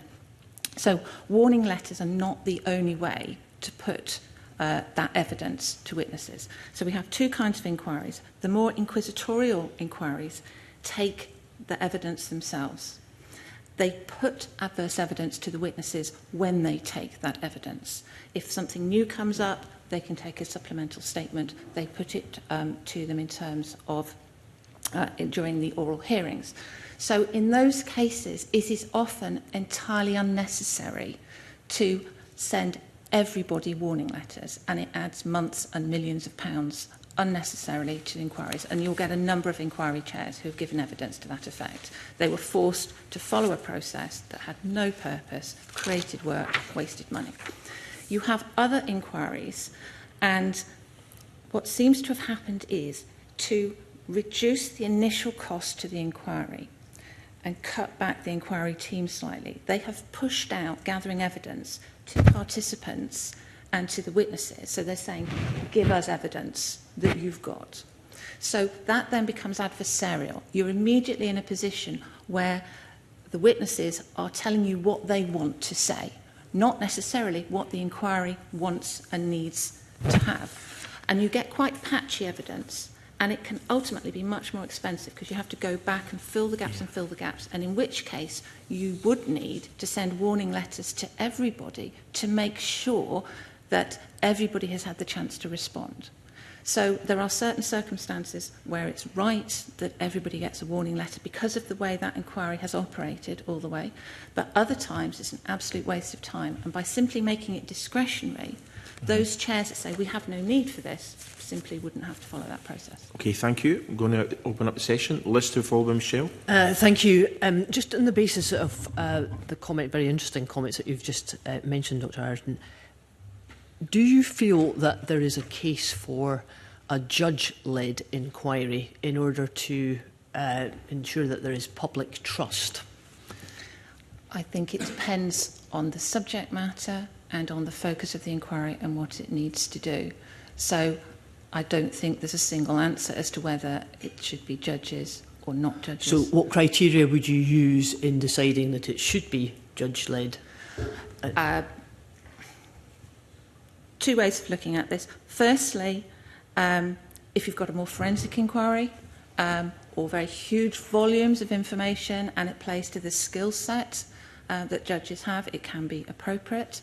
If you have a more policy-focused inquiry, it will often be better to have an expert in the subject matter and in terms of implementation policy changes. I also think it makes a big difference about the individual as well. Inquiries are very different processes. They require people to approach it in an innovative way, to recognise it's a different sort of process that aren't just going to automatically bring their previous experience to them. It is a much more team-based working, so you want people who work well in a team. So it's about selecting the right person as well. So sometimes that might be a judge because it's the right person in terms of personality and skill set and so forth, and sometimes it may not be. So in your experience, that's a discussion that will be had between, well, in this case, with the Scottish Government and a proposed chair? Yes, yeah. And I think more thought needs to be given at the point of appointing a chair in terms of the individual as well as whether it's just a judge or not a judge, but in terms of how they're going to fit within that type of process. That's very helpful. Lord Hardy, could I ask you about the terms of reference situation? Because obviously the terms of reference in any public inquiry are a matter primarily for the Scottish Government to decide. And in some inquiries, those affected by the inquiry, plus obviously the chair of the inquiry and his team, will have input to what these terms of reference are. We've had 3 inquiries, I think I'm right in saying, the Penrose, the child abuse and the COVID one, where the terms of reference have changed over time. And that's because certain evidence has come out and there's a case for making a change. Do you feel that we're in a situation where, because of the difficulties in some public inquiries, we often have the pressure to change the terms of reference? Well, I'm aware of some inquiries where there have been attempts to extend the terms of reference.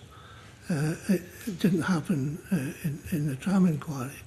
But I think it's important to get the terms of reference right at the beginning. And that's a matter, I think, for discussion between the government and the chair who's about to be appointed. When I was about to be appointed, I was told what the terms, or I was given the draft terms of reference, and that was the indication of what the government were looking for. I think I suggested a minor adjustment to that, and that they remained like that. So I'm aware, for instance, in the Sheikhoud Bayou inquiry, there was a request to extend the terms of reference, which the Minister refused. And I can see that in that inquiry, it was clear what was being sought was to find out what happened and who, if anybody, was responsible. But if there is evidence that comes to the inquiry that was obviously not foreseen, do you think it's an appropriate process to change the term or to extend or modify the terms of reference that allows that evidence to become quite a critical part of the inquiry? Well, if the evidence came in, it's presumably coming in because the chair has indicated that he or she is interested to hear it. And once they've heard it, then it can form part of the report. So, it's difficult to see how having allowed it in, you simply ignore it, or you then try to accommodate it by saying, well, I've heard that evidence, oh dear, it's not within my terms of reference. That should have been a process that had gone through the chair's mind before he allowed it. But just to be absolutely clear, if that situation does arise where there is evidence forthcoming that wasn't foreseen at the start, am I correct in thinking that it's for the chair to have to go back to the Scottish Government for any amendment or adjustment to the terms of reference? Yes, no, it would be for the chair to do that. And part of the difficulty of that is that what happens now that you've extended the terms of reference, does that open the floodgates for another chapter of evidence that you really hadn't anticipated?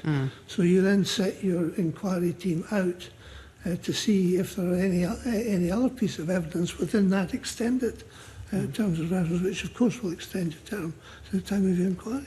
And just before I ask this question, may I put on the public record that I'm very involved in the El Jamel inquiry in terms of my own casework being submitted.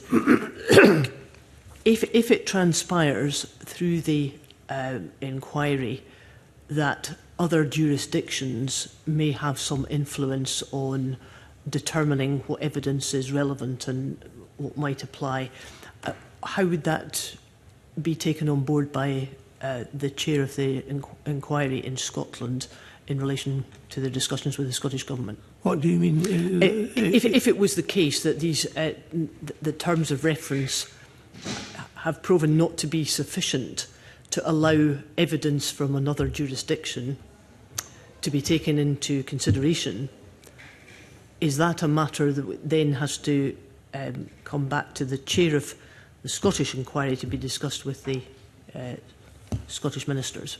If you're speaking about evidence from someone in a foreign jurisdiction, that's a problem, because the chair would have no power to require that. And that actually came up in the Edinburgh tram inquiry. But we were fortunate that we had discussions with the relevant core participants, and they agreed that their witnesses would come over from Germany. That's why I'm asking the question, actually, because I was aware of that. And obviously in the 2005 Act, it's very clear that there is limited scope. In fact, as I understand it, even recommendations can be made to other jurisdictions. But nonetheless, some of the evidence may actually be quite relevant to the public inquiry. And it's just what process can be used to open that up. I think the only... Well, we thought about this quite hard, long and hard, and I reached the conclusion that the only solution was to have a discussion with the relevant core participant and to persuade them that it was in their interests for their witnesses from Germany to come and give evidence. The alternative would be that I would have commented in the report that we had made that request of the core participants and they had failed, they had refused, and that would be the sanction, particularly for a major company which is hoping to get contracts in the future. That's very helpful, thank you. Okay, thank you very much. Michelle, to follow by Craig. Good morning. Thank you for joining us. Just finishing off a couple of things there. In terms of, I think it was yourself, Lord Hardy, who said that it was up to the chair to go back to the Scottish Government if they were seeking an augmentation of the terms of reference. There was one of the inquiries that's currently underway. We saw quite an intensive media campaign by one of the lawyers, rather than the chair pressing the Scottish Government for an augmentation of terms of reference. Is that unusual in your experience? Well, I would think it is unusual for a professional person to do that when the chair had the necessary ability to do that. Okay. And I think ultimately the chair may well have approached the government. Okay, well, I'm not certain about that. And just finishing off on the discussion about maximisation, and again, interested disclosure, I once ran a small business in primary research with Roger Mullen, who gave evidence about maximisation, but I read his submission with interest as well. But one thing that is implicit rather than explicit is around the power balance in going through this process of giving people the right to respond. Inevitably, I suspect that the people who have that right will have deeper pockets. They may be representative companies. Is that something that has ever been considered in terms of power balance around maximisation? I don't think so. The people that received letters, in my case, some of them were institutions, but some were individuals who were not legally represented, as far as I know. Well, they weren't legally represented. They weren't core participants, and they may well have sought legal representation privately. Mm-hmm. So, if you're looking at power balance for an individual to come back is quite an exercise, and that's also part of the reason why you've got to give them sufficient time to respond. Okay, but the main... Sorry. I don't think that's an issue that's specific to warning letters, though. Either the warning letters will come out and there's nothing further to add, and in a lot of cases there's actually nothing further to add and people come back and repeat. But those witnesses will already have prepared their submissions and decisions will have been made whether they get legally funded representation or not, and organisations who can afford to do so without will not have representation. So when those letters are required, they're required as part of the overall gathering of the evidence. So the question relates to the whole process of whether somebody should have legal representation or not. Okay. It's not creating an additional such. Okay. I wanted to go back to kind of where we started. And if you don't mind me saying, Lord Hardy, I had a sort of little titter to myself when you were making the point, and quite reasonably, about nobody knows, in effect, the scope of this piece of work. And I think and you may be have a better recollection than me, but I distinctly seem to think I remember the tram inquiry itself, the people undertaking that say, frankly, we didn't know how much uncertainty and complexity there was once they started digging underground. And to this to me talks to the need for a proper comprehensive approach, because these are, after all, and it's not the right terminology because it tends to be business focused, but they're projects in that they have a defined start and end, and all the things we've talked about, terms of reference, scope, purpose, budget, all of these things you could consider in their project. And last week when Professor Cameron was in front of us, I asked him, is there any other arena that you've dealt with through the source of your career where there's no cost control, the terms of reference don't ordinarily contain a budget, there's no stage gates or phasing in the inquiry, there's no active monitoring. Have you ever come across that in your career? And he said, no, I haven't. And I just wondered, are we getting a bit confused between the fact that there's the uncertainty and complexity, which I fully accept, that public inquiries in of themselves are the only type of project in any public sector work or in any sort of private business work that wouldn't adopt a project methodology? And perhaps this is a better one for yourself, Dr. Ayrton, first. Are there really compelling reasons why we wouldn't put some proper methodology in place? No. No, there should be. And it's those two areas. There should be that centre. So there is Cabinet Office guidance that goes back to 2012 that requires all UK inquiries to produce a lessons learnt report. So in terms of their processes, what they've learnt, what they would recommend to inquiries in the future. Those almost without exception have not been produced, and those would be incredibly valuable. They need to go to a central body, they need to be analysed, and that information needs to be publicly available. Some inquiries have produced some small case studies which are actually very helpful as they produce as they go along, but they go into the Cabinet Office team, and I've never seen any, I don't know anyone who's actually seen those. So we need the information from every inquiry as it runs in terms of what's worked, what other inquiries would learn from it. But also we need embedded evaluation within inquiries themselves built in, because rather than just wait until the end of the inquiry and then say, well, what would you have done differently if you did it again? Well, we wouldn't have gone down that route. What you need is periodic evaluation with insight from those engaging, so from core participants and various categories of witnesses, as well as council and everyone else. What is this inquiry, what's its aims, what is it meant to be achieving? Is it achieving that? And that feedback should go back to the chair, so it can be improved as it goes in terms of efficiency and cost effectiveness. So it can be learning and checking as it goes, and then at the end of that, the lessons learned should go to a central repository and be available to all future inquiries. So we then would get this continuous improvement of inquiries going forward. We're not getting that. What we have is we do have pockets of excellence. We do have little examples of innovation that are working really well, but they're not being gathered and disseminated. So we're losing those, and it's almost chance how each inquiry then conducts itself. Yeah. And you're making quite clear that this is actually a UK-wide problem. Yeah. As well. I mean, we've had quite a lot of media interest in this that perhaps suggests it's a uniquely Scottish one, but actually it appears to be a UK-wide problem. Yeah. Okay, carrying on, I want to just explore a wee bit around the potential for conflict of interest. And this is something that I brought up with Professor Cameron last week, and he made clear that there was an active consideration of the potential for interest. And we've had several examples today where I've declared an interest in my colleague Liz Smith.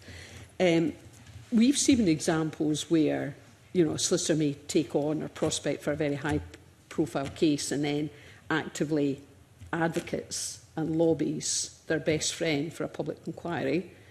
Now, in that particular instance, their best friend happened to be the Justice Secretary in the Scottish Government, and then a public inquiry is confirmed.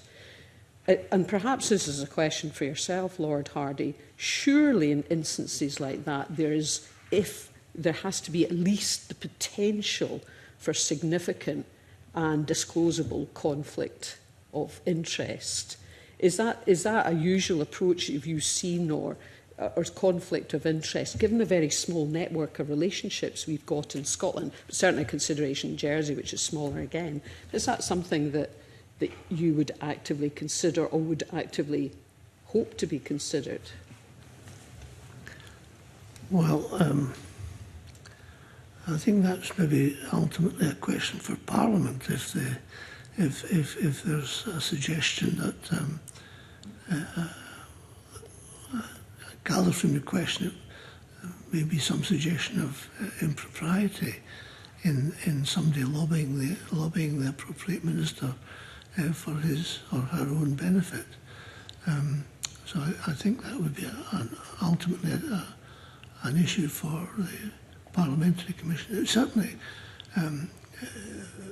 conflict of interest arose in a different way in the tram inquiry, because solicitors who had appeared, who had acted for the City of Edinburgh during that inquiry, during that project, amalgamated the practice with the solicitors who had acted for the contractors. And at the preliminary hearing, I raised the question as to whether there was but they said that their respective clients insisted on them continuing to represent, and they had Chinese walls. But the question of conflict of interest is an issue that the chair, if he's aware of it, should at least raise with the people at the inquiry, so it can be addressed. And I also indicated, I think in my note, that the excuse me, the advantage of setting up a unit at the beginning within the Justice Department was that it would avoid any conflict of interest, because conflict of interest is not always actual conflict. It's the perception. Indeed. And the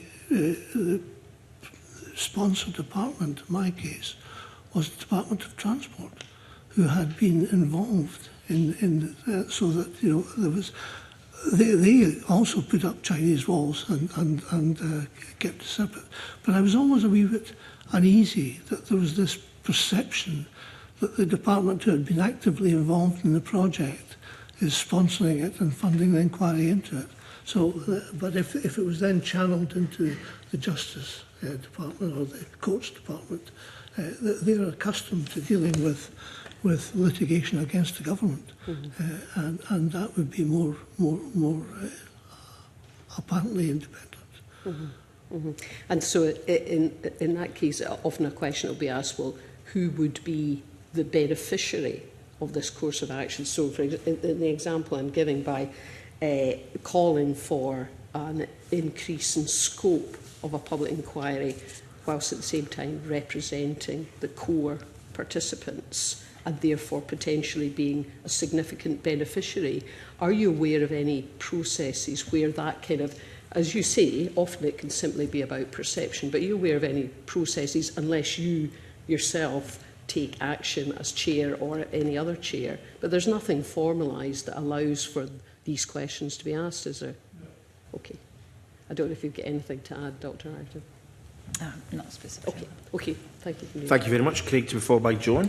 Thank you, Convener. Good morning. Just in relation to cost control, Lord Hardy, you've obviously set out your concerns that imposing cost controls or a time frame risks the independence of the inquiry. Setting that to one side, what spending controls do you think would be necessary to uphold public confidence in relation to the public purse, whilst maintaining the independence of the chair? In practical terms, what could be done in terms of cost control? Well, I think what happens at the moment is that there are discussions between the Secretariat and the sponsor department at the outset, and there's an annual budget fixed and a timescale of what you hope to achieve in that year for that. And then that's reviewed. It's reviewed within the year. I think there are monthly reports of expenditure and where we are, basically. And then the next year, another budget's adjusted. Now, clearly, that has the risk of cost creep, because unless the department is actually exercising some significant control over the budget and asking the Secretariat sufficient questions, it would then come back to me, obviously. But I wasn't aware of any serious challenge of our budget or of our timescale. In his evidence, John Sturrock, KC, suggests that some sort of oversight and support for public inquiries might be necessary. And he says the balance between chair independence from external interference and value for public money is a delicate one. So there's potential for some kind of oversight function there. Could that be an independent organisation, for example, Audit Scotland, or somebody independent of government, but who maintains reference to the public purse? Yes, I mean, I think if you are going to have oversight, it should be somebody who's independent, such as Audit Scotland. Obviously, the other element in relation to value for taxpayers' money is what's actually done with the report. And I think in your submission to us, you argue that effectively the reports can sit on a minister's desk gathering dust. What could be done in future, either by Parliament or by an external body, to ensure that the lessons that should be learned are actually acted upon?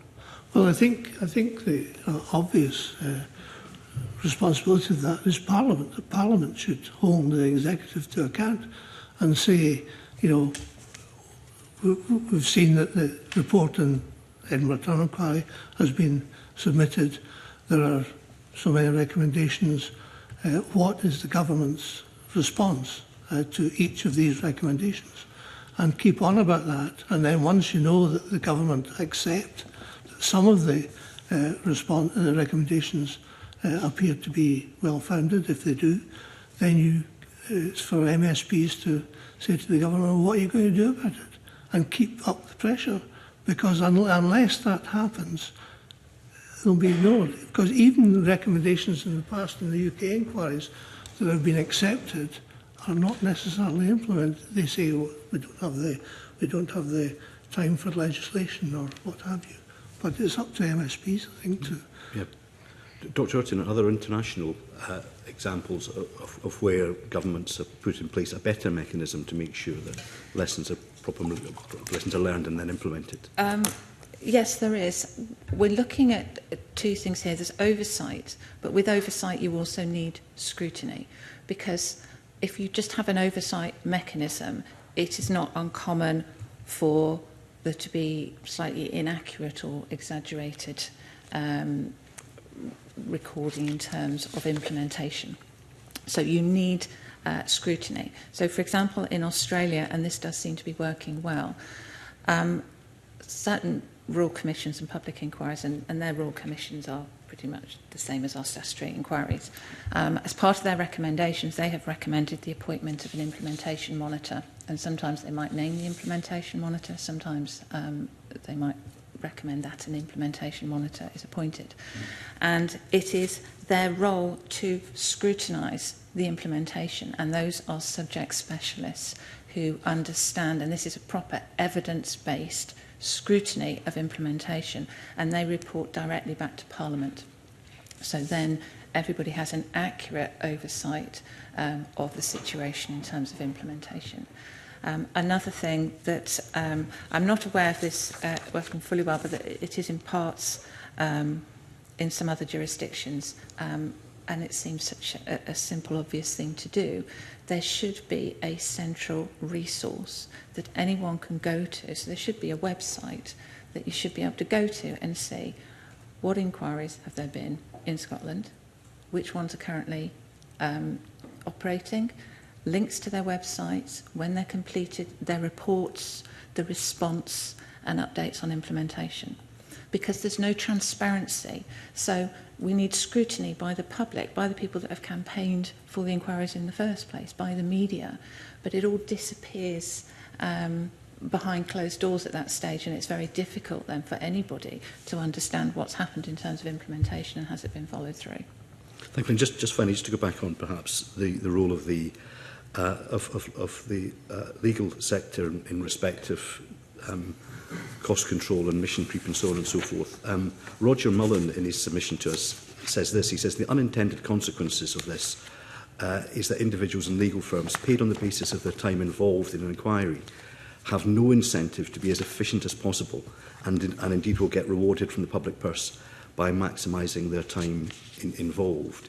Is there a risk, Lord Hardy, based on your experience, that the fact that the whole mechanism is built up, that people are paid on a daily basis, means that there is some incentive for this to slide?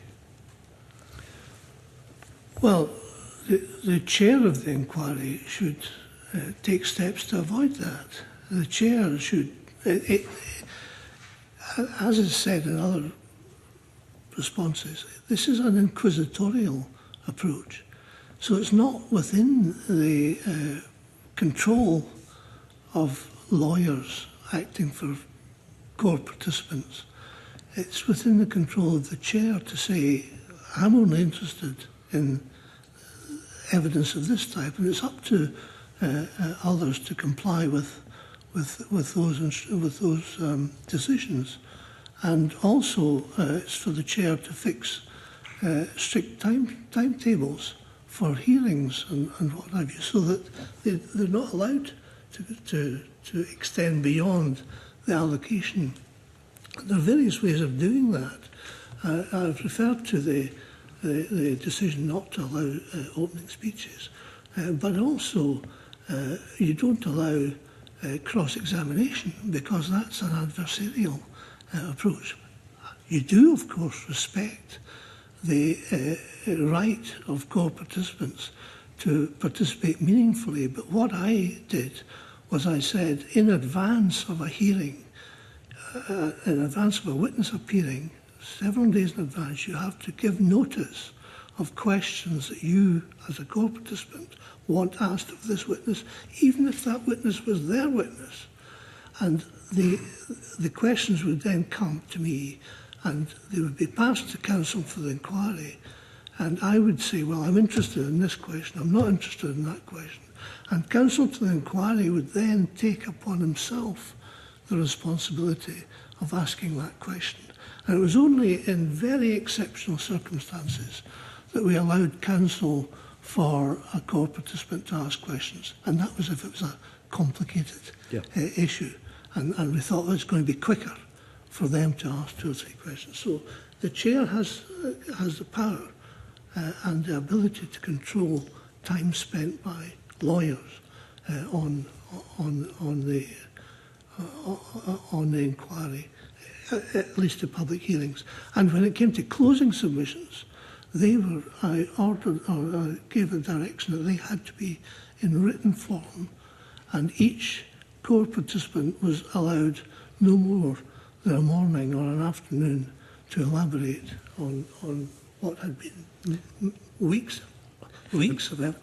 Thank you. Finally, just Dr. Urton in her submission states that one of the core elements of cost effectiveness is transparent cost and timetable management. And Lord Hardy, if you forgive me for just asking a question that relates to you personally, Transport Scotland were very resistant to what you were paid for chairing the inquiry going into the public domain.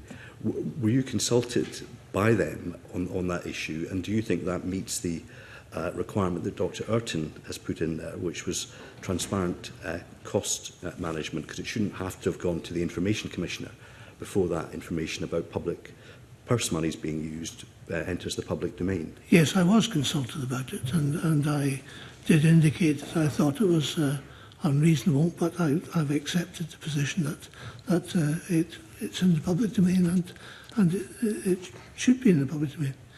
But did I hear correctly, you thought it was unreasonable that they didn't release it, or that it was unreasonable that it was released? No, I thought at one point it was unreasonable it was released, because I anticipated that it would result, or wrongly anticipated, that it would result in the media attending at my house and pestering us, but they didn't do that. But would that have been good reason enough not to have put that important information into the public domain?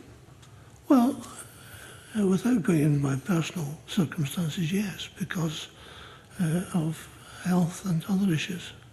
Okay, thank you very much. Thank you. John, to be followed by Michael. Thanks very much, Convener.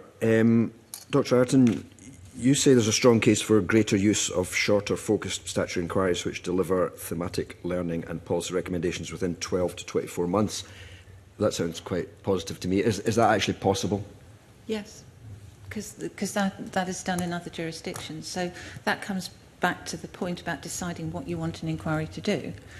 If you convene the inquiry and the terms of reference are focused on that policy type inquiry, the thematic learning, the checks and balances and so forth, and you narrow it to that, you can have a quicker, cheaper inquiry. if you're going to make it very broad and cover all aspects, you're inevitably going to get an expensive, lengthy inquiry. Okay, so Lord Hardy, if you were given, say, 24 months to do the best you could for either the tram inquiry or any inquiry, would that not be a better way of doing things? I wouldn't accept the challenge. I would not. You wouldn't do it? I wouldn't do the inquiry. Yeah. If I'm not able to do a proper job, then I would not be willing to undertake a job that I felt was less than satisfactory, and I would leave that for someone else. Can I just clarify? Okay. I wasn't suggesting that you could take an inquiry and then put a 2-year limit on it. Right. So it would be a different inquiry. Yes. Altogether. So you have to make sure that the task that is being set for the inquiry can be done properly, thoroughly and well within the timescale, which means inevitably you've got to make the task much smaller and more focused. Yes. Okay, no, that's fair enough. I mean, Lord Hardy used the word proper there, and I just wonder, other professions, I mean, a GP has to assess somebody in 10 minutes. Now, I accept that is far too short. Accountants, I'm an accountant, have to say, have to audit a company within, say, 9 months. Most professions, and other jobs as well, the cleaner for this room, have a time limit and are expected to produce the best they can, not a perfect result, but the best they can within that time limit. Would that not be a better model? No, the cleaner of this room knows what he or she has to do. He or she can weigh up the size of the room, the number of surfaces that you cleaned, the floor and what have you, and would no doubt give you a quote on that basis. What I'm saying is that in particular types of inquiry, I accept that there are some inquiries which can be dealt with very quickly, and John Sturrock gave an example of a situation in Highland which would have been inappropriate to have had a judge-led inquiry into. But if you're talking about an inquiry which involves looking at contract documents and several hundred pages, if you're talking about looking at the possibility of 3 million documents whittled down to 3 million, and if you're talking about getting statements from 50 or 100 witnesses, then clearly it would not be professional for me, in my view, to say that I would provide an investigation into that and a report within 2 years. But, I mean, again, not to labour the point too much, but I mean, other professions, accountants, when they look at a business, if they're new auditors, it's completely unknown to them. They focus in on the risk. They look at the areas where there's likely to be a problem. So they don't just go over all the 3 million documents, which I'm sure most companies would have. And I mean, if we look at like the COVID inquiry, I mean, all of us lived through it. We know 95% of what happened. Should they not just be focusing in on the 5% that we don't know what happened? Well, I don't know what the COVID inquiry is, what its terms of reference are, or what it's doing. Clearly, if you're going to do it, I think to come back to the point, it's the terms of reference that determine what is required. The government decided what they wanted, and to satisfy that, one has to do a proper job. And it's all very well making comparisons. Lawyers equally are able to quote for clients on the basis of assessing what's required. But they're basing it on their experience of having done something similar with a house sale, a company's sale or purchase. But in an inquiry, you're in the dark, and the the terms of reference are the first that you know. And if somebody said to you at that stage, how much is it going to cost? How long is it going to be? Well, you'd be dishonest if you said it'll be 3 years or it'll be 4 years. I mean, could you limit the number of witnesses or core participants? Just say, well, there's going to be 10 of them and we'll just take the 10 best? But then do what? Then say to somebody who has a legitimate interest, I'm sorry, you're not allowed to be part of this inquiry. You'd be in the court of session quicker than you could say Jack Robinson. I mean, this committee carries out inquiries, but we invite anybody to send written information, but we only invite 2 of you this morning and 3 later on to actually come to us. Is that not reasonable? Well, it is reasonable for this committee, but it's not reasonable in the context of a public inquiry. But is that because we've got a wrong idea of public inquiries, that they're too legal, they're too much like courts? No, they're not too much like courts, because, as has been said, it's inquisitorial, and the chair can control the actions of the various court participants by not allowing them to ask questions other than through counsel to the inquiry. And they're not too legal. It depends on the subject matter. The subject matter here was a question of a public scandal, of a public contract which had gone completely astray. And I may say it's not the only public contract that's gone astray, but what the government of the day wanted was to find out what had happened and why and what could be done in the future. And I may say, if you've read the report, I was appalled at some of the evidence that I heard of officials misleading councillors. I never dreamed, and if somebody had said to me at the outset, this might involve public officials deliberately changing reports or telling councillors as a result of a business case that this was a fixed price contract. If somebody had said to me, this is what we're talking about, people misleading the elected body, I would have said, you're talking nonsense. Okay. Dr. Arton, is it too legal, the same question? Yes, and I won't talk about the specifics of inquiries, but so you need to, I think there are certainly examples where they are too legalistic and there are too many lawyers involved. When you have powers of compulsion, if you have a statutory inquiry, you need to allow some element of legal representation. You need to ensure fairness. You need people who are exposed to potential future liability, damage to their reputation, and so forth. They need legal advice. And where necessary, that will be funded. Can I just push you on that point? Yes. Because does that not just lead to people hiding things? I mean, if we're wanting people to be frank and open and say why they made decisions, do the lawyers not just curtail that? Okay, it's all about balance. When we had the predecessor to the 2005 Act, so the UK-wide, the 21 Act, had powers of compulsion with no provision to allow for legal representation. And there were some very extreme examples of reputations being destroyed and damage to people who had been compelled to give evidence on oath without any form of legal protection. And there are common law duties of fairness. So it is appropriate that there is an involvement of legal representation, legal representatives. Also, the role of core participants is to assist the inquiry in doing its job. They are not parties to the process, they are to assist the inquiry. But a lot of those will need legal assistance to advise them on the process. It's an unusual process and deal with the quantity and so forth.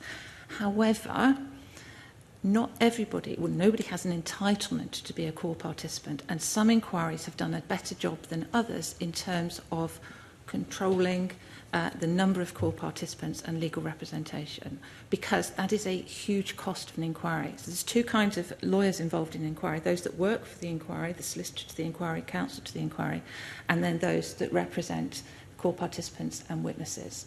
And over time, there have been an awful lot of lawyers involved, and that can make the whole process very legalistic, and the inquiry can lose its focus in terms of driving the inquisitorial system, and it can become a bit more sort of just taking one side's position and putting it to the other and more like a court.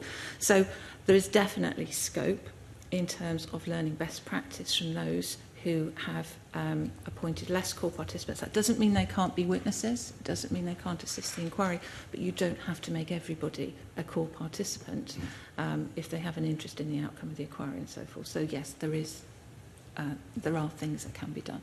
Can Okay. I add to that? Yes. At the Tram inquiry, I refused 2 applications to be core participant because I wasn't satisfied that they would advance the inquiry. Well, that's helpful. Thank you.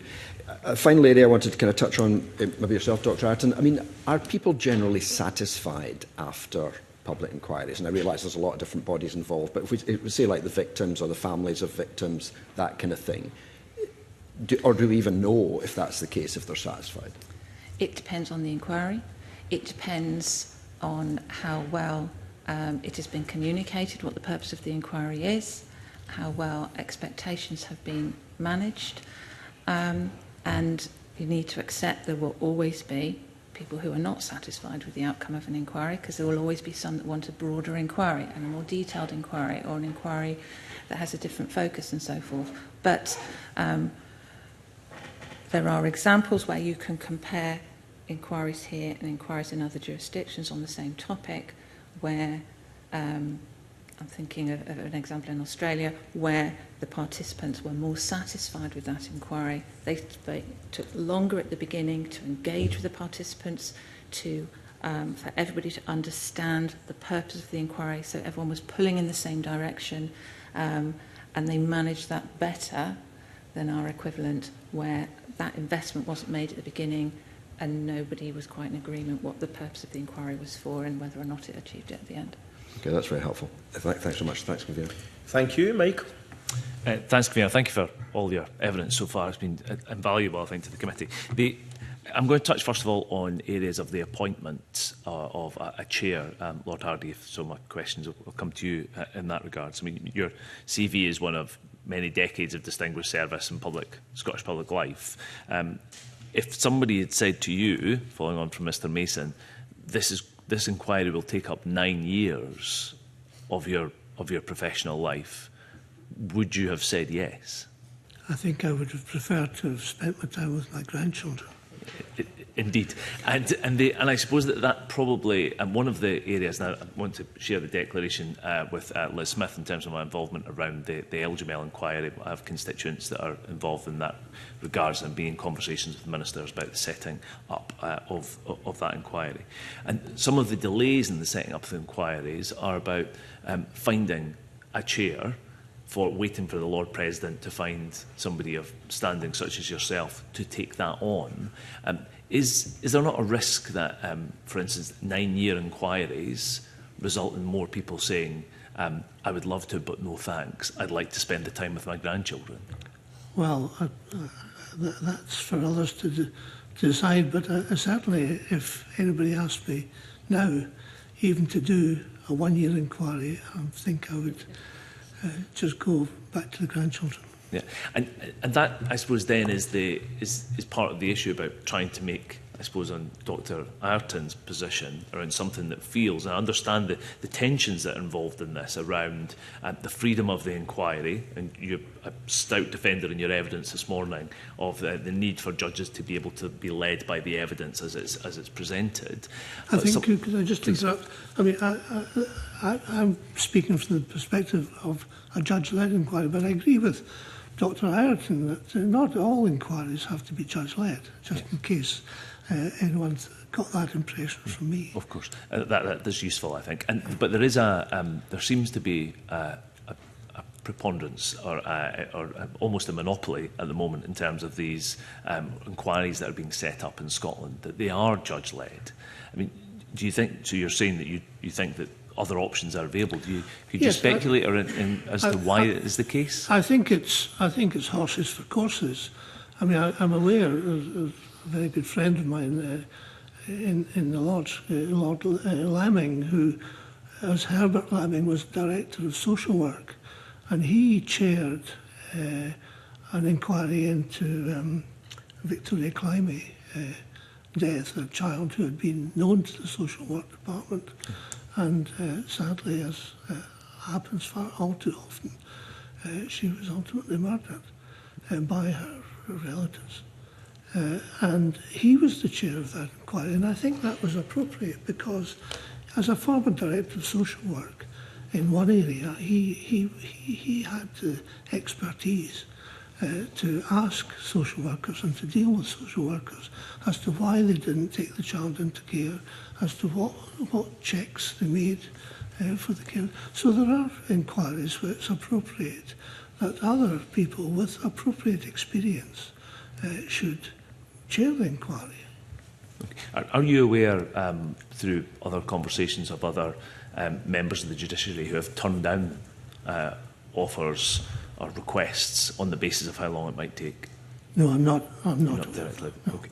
And I suppose you described the trams. You said a public scandal. You called it that led to the trams inquiry. I suppose part of the fallout of your own inquiry has been perhaps people looking at it and saying, well, part of the issue in the first instance was huge delays, cost overruns, and then people look at the inquiry and say, that has gone on for 9 years, huge delays, cost overruns. Does that undermine the credibility slightly? Is that something you were concerned about? Well, I was always concerned about views expressed about the time it was taking, but there was really nothing else that could be done, given the challenges that we faced. Yeah. And you identified in the written evidence that there were part of the restrictions was that you were not able to command evidence from particularly commercial firms, and they wouldn't provide you with evidence. Would it have been better if you'd had it been a full statutory powered inquiry from the outset? Yes, I think so. I mean, to begin with, it wasn't just companies. The First Minister reassured Parliament that I think it was the Minister for Veterans had liaised with the City of Edinburgh, who had assured them of their total support. But the reality was that they couldn't do that because of the Data Protection Act. And the only way around that was to have statutory powers to require the City of Edinburgh to give me the data about former employees who could then pursue and interview. Even when we did that, it was quite difficult to get hold of them sometimes. Dr. Ireton, you set out your, I suppose, the kind of taxonomy of forensic policy, truth-telling.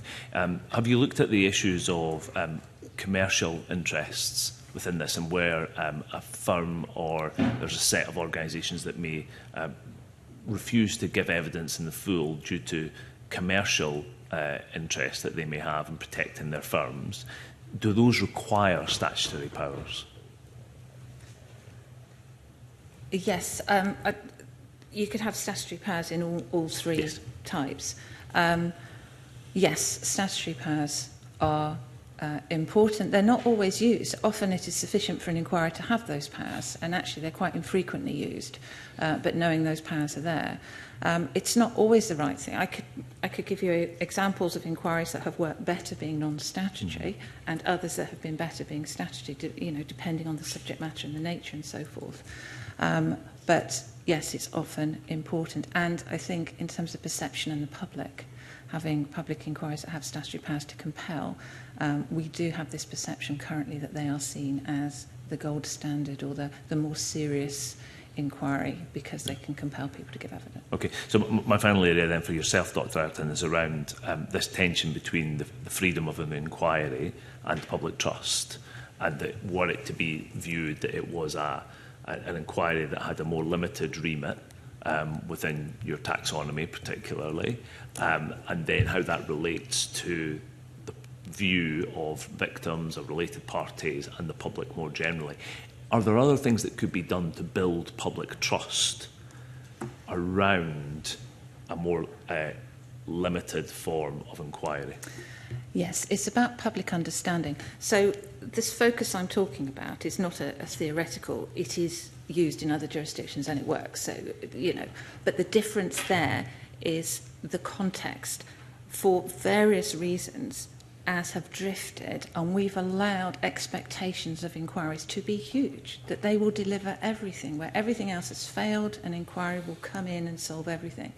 And a public inquiry is not the solution to something. It is convened to inform the government to address the matter of public concern. And there's poor understanding around that. The narrative, often inquiries, I'm talking UK-wide, are announced, and if you look at the terms of reference, it can clear that they're envisaging quite a policy systemic looking at the checks and balances. But then at the same time, someone will make a statement, we will leave no stone unturned, we will give justice to the survivors and the bereaved. And that language is telling them it's going to be a full forensic inquiry.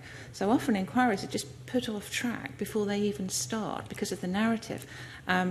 Debates within Parliament and MPs and so forth.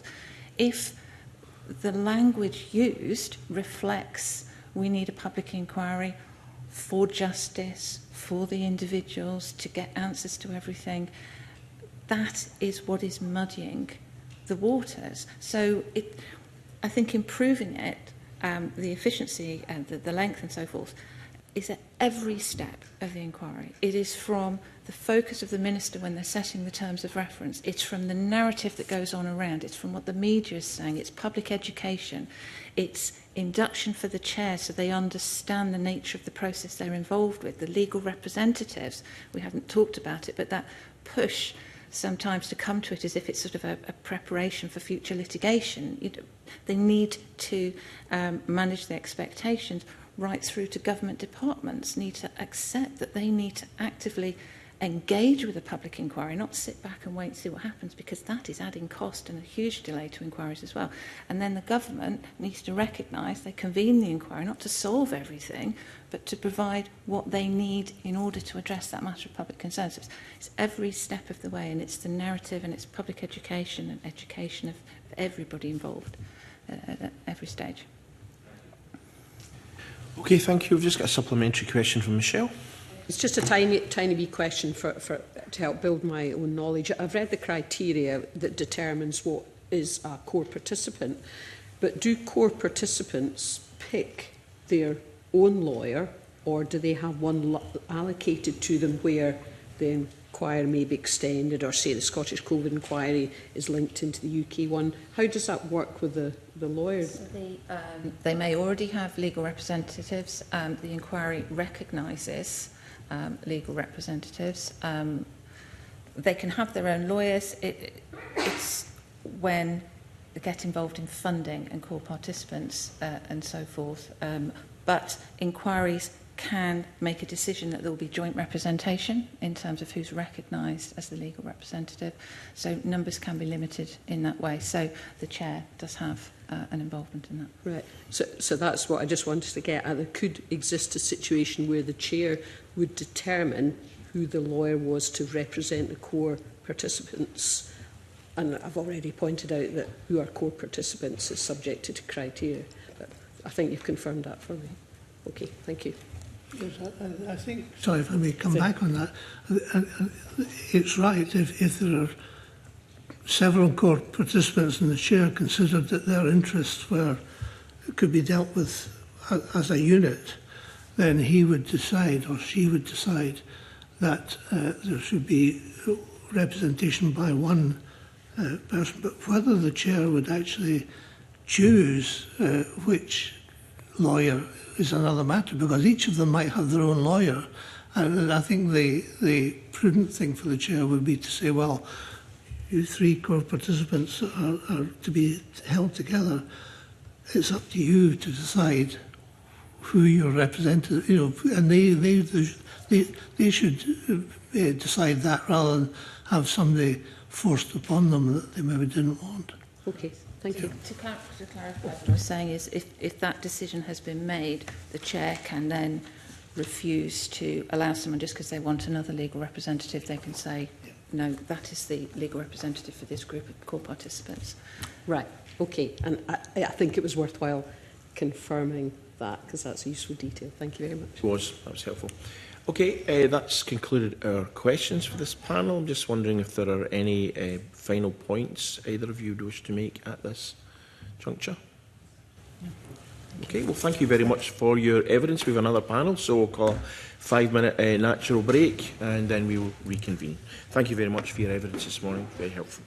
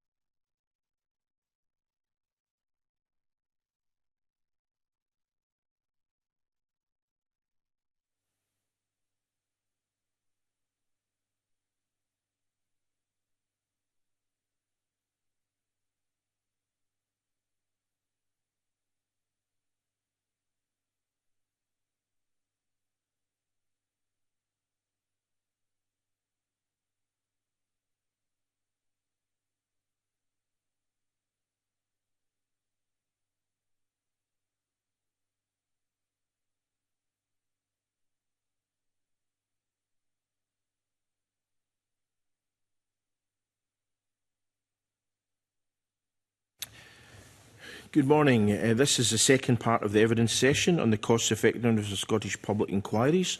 I therefore welcome to the committee Michael Clancy, Director of Law Reform, Law Society of Scotland, Laura Dunlop KC, Convener, Law Reform Committee, Faculty of Advocates, and Richard Pugh KC, Compass Chambers. I've got your submissions, and thank you very much for those. So I'd like to start off with by asking yourself, Michael Clancy, a question to your paper, and others can then come in as they so wish. One of the things you've actually said is that in terms of controlling costs, you've said that cost control should not be judged on rules which apply to business enterprises. But of course, the costs are not imposed on business enterprises. It's actually the public sector. And I want to take you to a live case at the moment. One of the things that we've received in terms of the Scottish Parliament Information Centre evidence, they have basically said that in terms of Operation Tarn, which supports the ongoing public inquiry into the death of Sheku Bayo, that's so far cost £17 million in legal costs from the police perspective. And what the police have said is that they've been involved in a number of high-profile public inquiries in recent years, which have had significant legal and administrative costs, redirecting both financial and human resources away from other critical areas of policing. So is it not the case, though, that if there are no cost controls and costs are just allowed to rise almost exponentially, as it seems in that case, then it does impact on other public services, and one has to wonder about the value of a public inquiry against the greater public good, as the police seem to have indicated.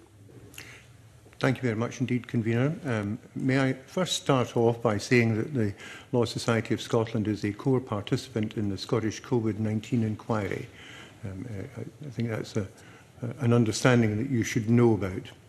Well, of course, you're quite right to raise these issues. They're very important issues, and I have to say that all the reading that I and my colleagues did in advance of this evidence session indicated that there was a methodology to the establishment of public inquiries in Scotland under the Inquiries Act of 2005, which included ministers perceiving that there is some requirement to have an inquiry into a matter of public concern, and that the ministers then went through a process in advance of the commissioning of the inquiry, which I've set out to a certain extent in the paper which we submitted relating to the COVID-19 inquiry, which involved not only speaking to those who were affected by the subject matter of the inquiry and the prospective chairs of the inquiry, but also consideration about time and cost. And I think that when one is looking at that, I don't think I was trying to imply that these inquiries should have free rein to spend any amount of money that they want over such period of time as is available, because there are statutory elements to the control of costs already in the Inquiries Act 2005. And of course, you will have been looking at these things already, but in section 17, in making any decision as to the procedure or conduct of an inquiry, and I'll quote that, the chairman must act with fairness and with regard to the need to avoid any unnecessary cost. And I think that... Yes, but I mean, certainly the inquiries that we've seen and that we're looking at and have raised concerns among the committee don't seem to have seen any implication, there doesn't seem to be anything to actually restrict those costs that we can see. So, for example, the case that in the Scottish COVID inquiry, The senior counsel, whether a member of faculty of advocates or solicitor advocate, they were limited to £200 an hour in terms of their fee.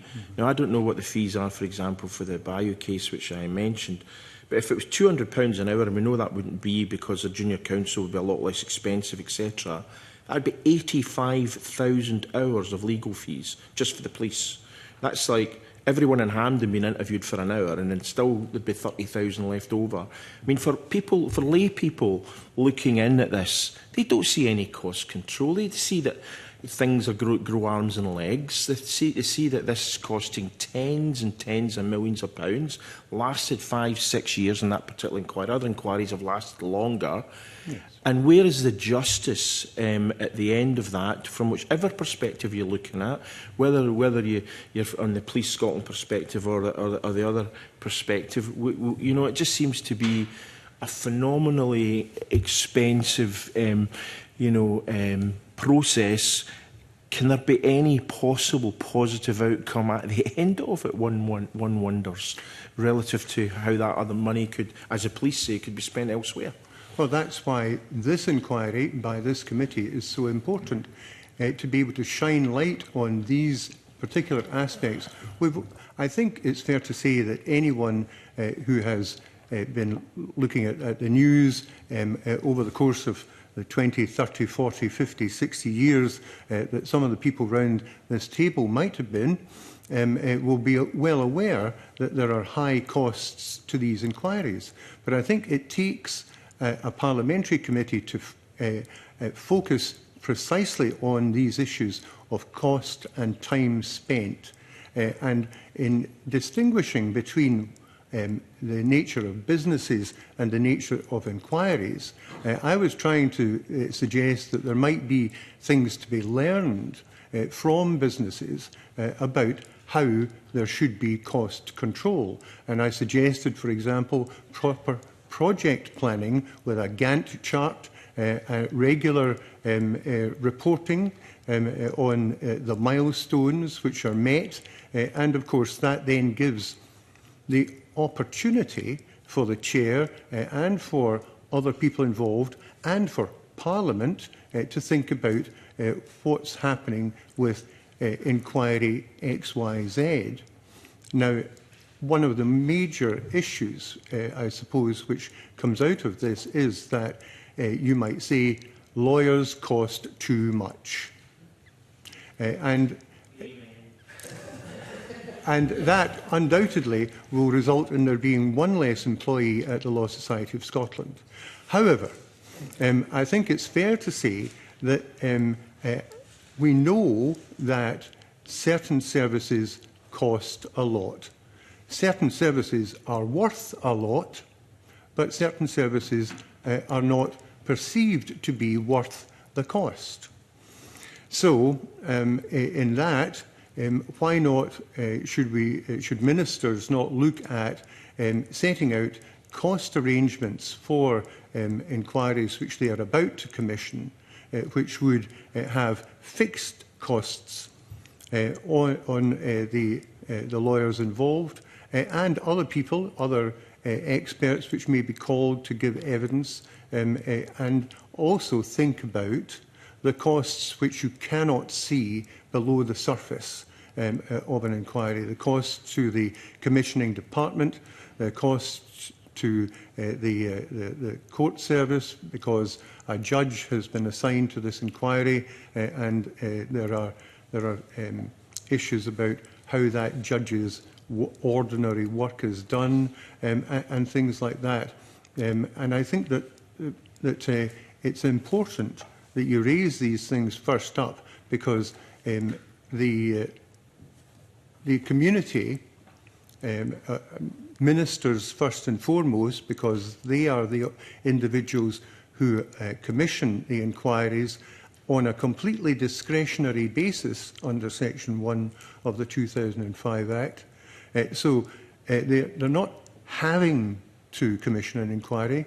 They may exercise the discretion to commission an inquiry, and they ought to be thinking about costs, because they too have been acquainted with the experience of the country at large in seeing inquiries which are perceived at the beginning to be over in a matter of months and at low cost, become extended to 1 or 2 or 3 or 5 years and more in certain circumstances, and then cost requisitely a higher fee charge on the public purse.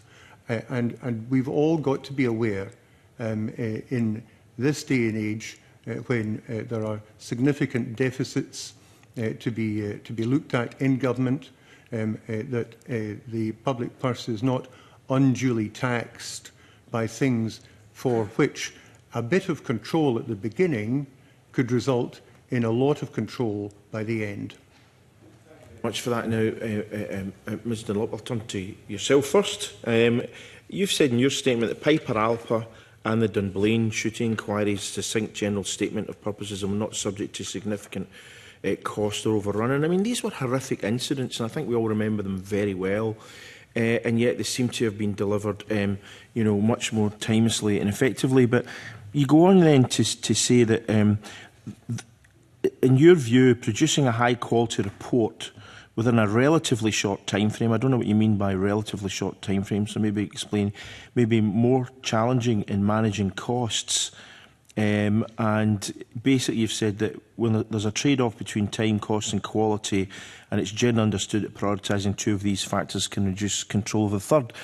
This seems to almost contradict what you've said with regard to Piper Alpha and Dunblane, because I'm imagining that they were done not only timelessly and to a reasonable cost, but also they were quality inquiries, were they not? Well, before I answer, I should put on record that I personally have experience of a number of inquiries. I have participated in 4 inquiries and 1 non-statutory review, but I'm not involved in anything at the moment. So, just to say that. The first point to make about those inquiries, both of which were done by Lord Cullen, is that they were a long time ago, and in reflecting prior to today, I've felt that it was altogether a simpler time. These were pre-internet inquiries largely, and there wasn't nearly so much by way of other regulatory requirement as there is nowadays. So we've spoken quite a lot about legal costs, but there are all the other aspects of an inquiry in the 2020s, the IT, the record management, various different policies, communications and so forth. And all of that adds immensely to the complexity of the undertaking of an inquiry. There is a reference in one of the papers to the secretary being like the chief executive of a business, which is actually how it can appear. That triangle of time, cost and quality I first encountered at the inquiry into the cost of this building, where an architect said that, as I've framed it in the response, that if you want a high-quality building and you want it at a certain fixed cost, then you may lose control over the time and so on. You can see how you would adjust the other elements of it. I take your point about the 2 inquiries, Dunblane and Piper Alpha. They both reflected a huge amount of work put in by people over what would now seem a relatively short period of time. In relation to Piper Alpha in particular, the report has been commended, but I suppose it did need to take quite a long time and quite a lot of intense involvement, and I don't actually know what the cost of that would be at today's values. Yeah, over 160 men died in that disaster. I mean, so it was clearly a major focus at the time, and one would have thought that technology would have made things easier rather than more difficult and more complex. I should obviously put on the record the fact that the Scottish Parliament Information Centre said that legal costs on average are 35% of an inquiry's cost, so we're not saying it's all about the lawyers.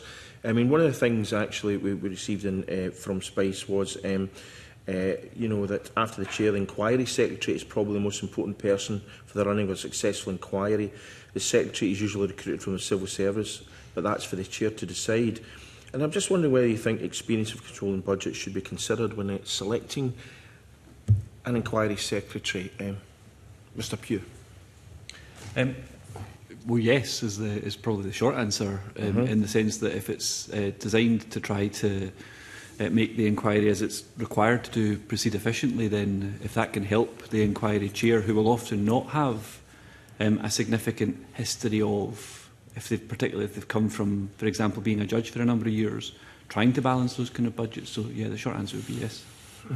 Okay. Now, you just mentioned efficiency there, and in terms of your response to question 5 in your submission, you've said that collectively the Faculty of Advocates, I'm suggesting, said that having an inquiry team of sufficient size to allow conduct of hearings into one topic take place at the same time as preparation is obviously important. But how many is a sufficient team in a normal inquiry? I know they're all different, but what are we talking about in terms of this team? Well, sorry, I didn't declare at the outset. I am instructed in 3 inquiries at the moment. My God, Scottish you'll be all right for a tap. Scottish Child Abuse Inquiry, and on behalf of participants in both the Scottish and UK COVID inquiries. And I think to answer that question, one sees the progress that the UK COVID inquiry has made through a number of topics so far. It's had modules, took a modular approach, and has had hearings in a number of its modules. And in respect of each of those modules, it's an entirely different team that has been responsible for the collection of all of the evidence in the presentation. Indeed, but what are the parameters we're talking about? What, I mean, is it 5? Is it 50? What kind of numbers are we perhaps talking about? So generally that's depended on the scale of the module and the length of the hearing. So, for example, Module 3 of the UK COVID inquiry was heard last year for, I think, close to 3 months, which was the investigation into healthcare. And it had a team of counsel of, I think, 9. It might have been 8 counsel, but I think it was 9. And I don't know how many solicitors behind the scenes, focusing entirely on healthcare. Whereas when we dealt with modules 4 and 5, they were into PPE and procurement. It was a smaller team, I think 4 or 3 counsel. So it depends on the size of the topic, and it depends on the volume of the evidence, because ultimately, and I think this takes us back to the IT point, nowadays the quantity of documents you get in these inquiries is astronomical. I mean, it's hundreds of thousands of documents. Indeed, but I mean, as Mr Mason pointed out to previous panels, every single document have to be looked at. I mean, we're trying to conduct this investigation, if you want to call it that, in a matter of weeks, frankly, as well as doing all the other things we have to do as MSPs, etc., etc. One of the issues I think the committee has is the fact that time doesn't seem to be much of a factor in terms of these inquiries, because they always seem to. I mean, Lord Hardy was talking about the inquiry that he chaired lasted 9 years, for example. The COVID inquiry, which you're involved in, Mr Pugh has already taken 3.5 years of Scottish one, 4 years of the UK one. Over 200 million spent in total, no end in sight. The Australian COVID inquiry lasted a year and cost £4 million. Was it any less impactful in terms of what it was able to deliver for the people who have concerns about what happened to their loved ones? The question, and I heard it from Lord Hardy in his evidence just when I came in at the end, the question so often takes you back to the terms of reference. If the terms of reference are set broadly, and if the terms of reference require the chair to carry out a forensic examination, then the short answer to the question, do you need to read all the documents, is yes. If the terms of reference don't require that same forensic examination of all of the documents, then the short answer is no. But the answer is always going to come back to be what have the terms of reference set as being the purpose of the inquiry. Yeah, I mean, other colleagues are going to ask that, I believe, in greater detail, so I won't touch on that.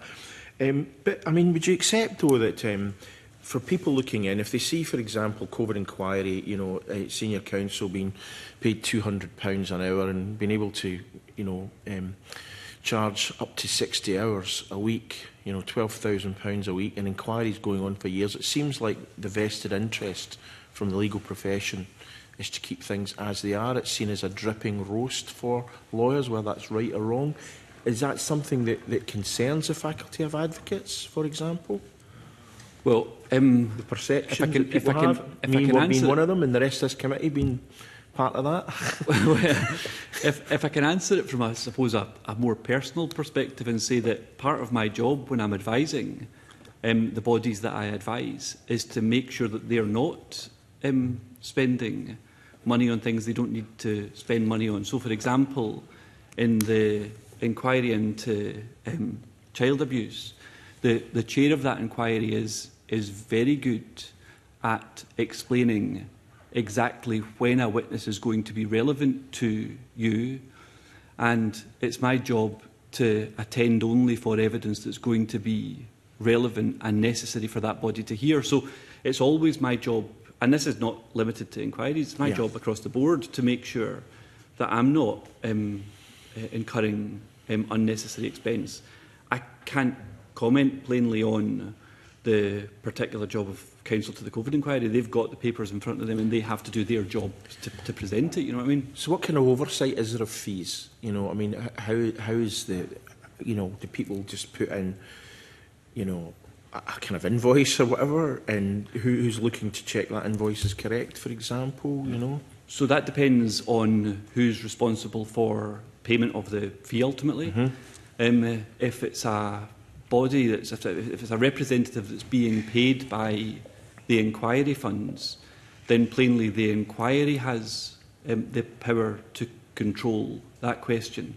And quite often, you see this in, for example, the COVID inquiry. People will be named core participant in some, the UK COVID inquiry will be named core participants in some modules but not in others. And the inquiry ultimately controls that. In relation to bodies that aren't funded by the inquiry, and that's an important distinction, in relation to bodies that aren't funded by the inquiry, then it's the body themselves that are paying the fee that ultimately would question it. And in the situation of counsel, that would be the instructing solicitor that sent you the papers and asked you to do the work. Okay, thank you for that. Now, Ms Dunlop, since 2019, the Cabinet Office has run inquiries unit. Its remit is for the whole of the UK, including Scotland, to help share best practice. How has that had an impact in terms of the public inquiries that are currently ongoing, that sharing of best practice? I'm not in a position to answer that. I don't know what information has come from, what, if any, information has come from the Cabinet Office to any of the inquiries that are currently running. I mean, to be fair, that was actually Mr Clancy's submission. So perhaps that was an unfair question to yourself. So, Mr Clancy? Well, I wish I knew. All right, okay. Because I tried to find out information about what the UK Inquiries Unit was doing, and it's very difficult to find that information in any reasonable time frame. What I can say is that there ought to be some kind of Scottish Inquiries Unit. The Scottish Government should establish, if we intend to go on commissioning inquiries to look into matters of public concern after your committee has reported, if we intend to do that in the future, then we should have an inquiries unit here which goes into those things which I suggested in the paper in other parts, where, for example, we could create a bank of people with expertise. I slipped out for a moment while Lord Hardy was giving his evidence, so he may have talked about the fact that in hiring a secretary of the inquiry, there had to be a significant amount of time given to that individual to learn how to use the computer system and things like that. Why don't we have a bank of people who are skilled at the running of inquiries and who can be called upon to be able to service any future inquiry? Why don't we have protocols about the hiring or letting of appropriate accommodation for an inquiry, so that we are not, as Lord Hardy put it, reinventing the wheel every time. Maybe even have a significant chunk of real estate somewhere in an accessible place in Scotland, which would allow for it to be the inquiry centre, and time our inquiries so that they don't collide with one another at the same time. And also there are other aspects of efficiency which one could bring to bear. Can I pick up one thing about your reference to the Australian inquiry, convener? Of course. I had actually just in a short conversation with Ms. Ayrton, we were talking about the Yoruk inquiry in Australia, which was a very extensive inquiry into the depredations which colonial rule had visited upon the indigenous people living in the state of Victoria. I'm familiar with it. And it is a remarkable thing that has been done in that inquiry, to bring people together who would not have been in any ways expected to be in the same room at the same time. One of the aspects which I was looking at was reports from inquiries. And that inquiry is still to report. It's going to report, I think, in June of this year. But recently, the COVID inquiry has reported in Australia.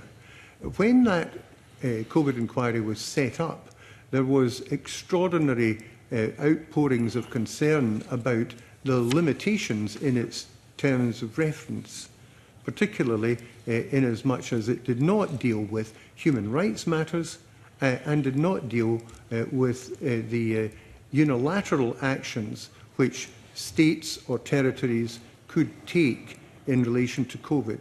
So a significant aspect of how Australia dealt with COVID was not within the ambit or scope of that inquiry. Now that might, I don't know, but I'm just offering this as a suggestion, that might be an answer to your question as to why the Australian inquiry could do its work in a shorter time than the UK or Scottish inquiries and at a lower cost.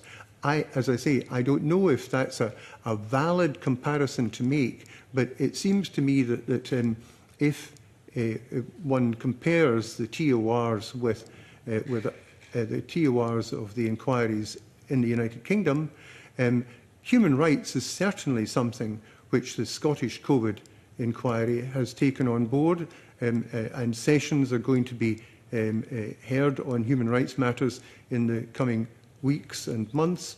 And of course, under our Human Rights Act, any public authority has to comply with ECHR and convention rights to make sure that there is no contradiction of those. So I think we've got to be cautious in using comparative analysis.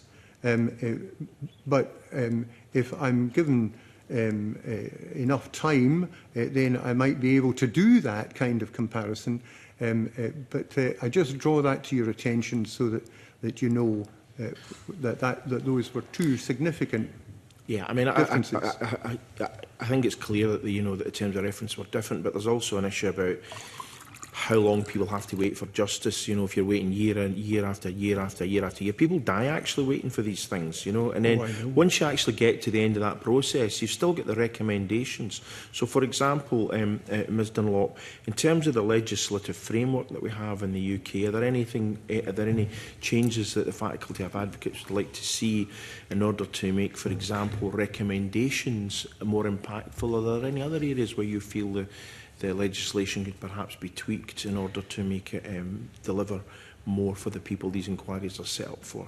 Well, one point I would make, just in case, and somebody else may be going to ask about Maxwellisation, but just in case not, the wording of the rule, I think, needs looked at, because you have to send warning letters to people who are the subject of significant or explicit criticism. And the reference to explicit, and I'm speaking from experience of looking at that with a degree of puzzlement, because it suggests that if the criticism is explicit, it can be insignificant, and you still have to send a warning letter. So I can give an example of that, which is having to send a letter to somebody who had completed a death certificate, where we had said in the report that the death certificate should have included hepatitis C as a cause of death. And because the person was named, it was explicit criticism, but not necessarily particularly significant. However, because it ticked the explicit box, that person had to get a letter. And actually, speaking from one inquiry about the sending of those letters, over 85% of the recipients responded. And I think that may be human nature, that if you receive text which is critical of you, that it's quite likely that you're going to have some kind of response to make to that. So I would very much agree that that piece of the legislation needs to be looked at, and maybe the threshold needs to be changed. Yes, Dr. Ayrton suggested it should be discretionary from the chair rather than mandatory. Just one final question to yourself, Mr. Pugh, before opening out to colleagues around the table. In the action of government departments, public bodies and others engaging with a public inquiry play a significant role and can contribute significantly to rising costs and extended timelines, undermining inquiries' effectiveness and public confidence. Is that something that you've experienced at all in the inquiries you've been involved in? No, I don't genuinely think so. The public bodies that I've acted for have considered that it's their job to try to assist the inquiry. That's the basis upon which, when just to be clear about it, when you apply for core participant status, particularly as a public body, then the first question the chair wants to know is, are you going to be in a position to assist the inquiry? So I've always considered it my job and to provide that assistance. So the answer would be no, I guess. Okay, thank you. Let's open up the session. The first to ask questions will be Michelle, to be followed by John. Good morning. Thank you for joining us. I think probably my first question is a question for yourself, Richard, or Laura. How many times in your participation in a public inquiry have you had the costs you've submitted challenged by the chair? So the bodies for whom I've acted have not been bodies that have been funded by the inquiry. So the answer would be 0. Okay. Is that the same for you? My experience of being in an inquiry where I was being paid by the inquiry was of working with fixed rates. And just in passing, if I could say that in relation to cost control, there is of course a difference between fixed rates and fixed costs, because if you only fix the rates, obviously, the time is left, and that can make the cost spiral. The invoices, and I'm speaking obviously about one inquiry, the invoices that were prepared and submitted were checked by the solicitor team in our inquiry, and I did not have any queries raised with me. Okay. But then one is expected to detail what you've been doing. You detail on your invoice what you've been doing and how long you spent doing each task. Okay, right. So that's a useful thing, that there's obviously a question that doesn't apply to you two in terms of querying of costs for lawyers representing core participants. But I mean, obviously when I ask this question, I'm in no way inferring anything. The fact that costs were, even if they were detailed, weren't subsequently queried doesn't, I mean, it can suggest that actually it was a throwaway, that's fine.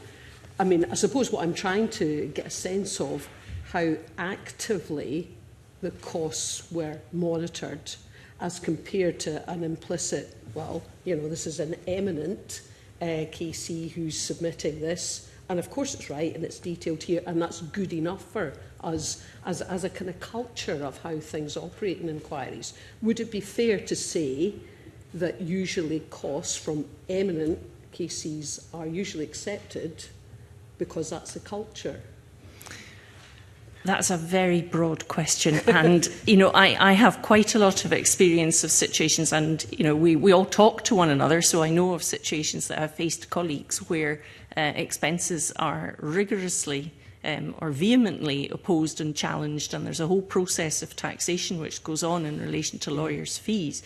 To go back to the inquiry of which I have most knowledge of that particular aspect, there were regular challenges of some of the accounts that came in for legal fees that were being paid. In fact, you know, I can remember some of the items that were challenged. So that it was absolutely not a rubber stamping exercise in any way. Okay. Michael, I wanted to ask you, in terms of, in your submission, you said inquiries are not for-profit bodies. Can you explain more what you mean about that? I take it you mean the nature of them rather than they're not-for-profit, because clearly there's a lot of money flowing through them. Well, it is about the nature of them, and they're not set up to produce a product which will then be sold in the marketplace or something like that. But they are set up to examine the questions which are put to them by ministers, because there's a matter of public concern, and that with the inquiry chair operating within the framework of the terms of reference, then sets out the track which the inquiry will take to produce a report at the end of the day, which will result in, I hesitate to say anything which will make the convener be even more concerned about asking me questions. But the product of a report is not necessarily about a system of allocation of blame or liability or criminal responsibility. The product of the report is rather about this is what we have found, it happened, this is what we think is necessary to be changed so that when we get to the next occasion, the outcome will be different. And I think that if we can get to that point, that could be a pearl without price. Okay, I'm going to interrupt you there, because I just wanted to check about the kind of not-for-profit, because clearly quite a lot of profit is being made. In terms of this general theme, and I know, I think you joined us later, Richard, in the earlier panel, the whole question around, in effect, these inquiries being a type of project and having different pathways through them, and properly scoped terms of reference with an indication of budget, even if that is then subjected to change control, as would be normal, and with reporting, potentially a kind of equivalent of a project management office.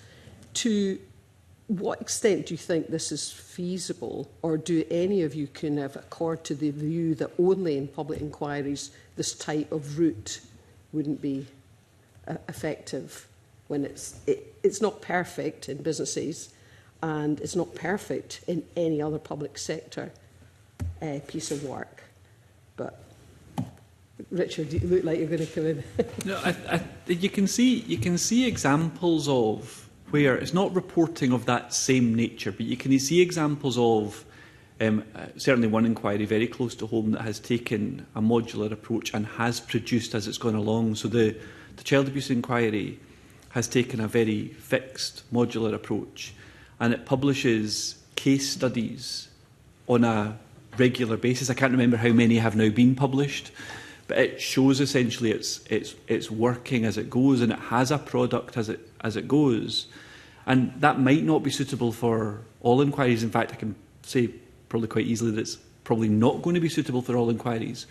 But at least in that situation where it's an appropriate way to look at an institution and then report on that institution, then the inquiry's done a good job of that, and it allows an ongoing assessment, I suppose, of what that inquiry's producing. And you look at the UK COVID, it's taken a modular approach again, And although the reports, I think only module 1's been published so far, but the reports will come out on a more regular basis than, for example, waiting until the end, when I think the intention in the child abuse inquiry is to produce a thematic approach, thematic report at the end, looking back on everything that's gone. So you can see different ways, different models to use, but the problem is that not all inquiries would be suitable for that type of approach, and that's really only something that the chair of the inquiry can determine once they've seen what the terms of reference are. And I don't mean to keep coming back to it, but that's really the thing that lays at the end of it all is what the chair feels can be done with the terms of reference. But I suppose what we heard in the earlier panel was that, I mean, this to me alludes to a type of toolkit where some things will be suitable and some things won't be, but as it stands at the moment, there's no central collection of lessons learned, which could include a pathway from previous inquiries that support chairs who are extremely experienced judges, but not extremely experienced, I don't think, in budgetary control and managing large kind of projects, that could assist them to determine a possible pathway subject to various significant uncertainties and complexities. Laura, do you want to come in? Well, I do want to return to the quote from what Sandy Cameron had said. You know, that's a very powerful quote, that there's no control over cost, no control over time, no stage gates. It's the only type of project without any project methodology. I think that's difficult to defend. You know, it's actually difficult to defend starting something with a seemingly limitless budget and no time frame for delivery. So it seemed to me, I'm not sure if all my colleagues in the faculty would agree, but it would seem to me that some kind of setting of at least one of these, even just as an indicative start, is warranted. And you referred yourself to the need to change these things sometimes as a project develops. I mean, I mentioned earlier the cost of this place.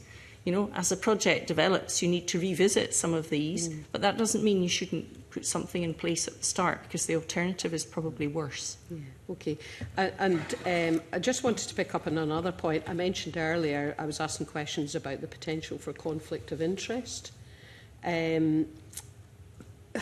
What's your experience, both of you, in being asked to disclose any potential conflict of interest? Now, often, as we all know, that doesn't necessarily mean to say there is, but where there might be even the illusion that there could be, or any hint at all, people will often disclose, because obviously propriety is so important.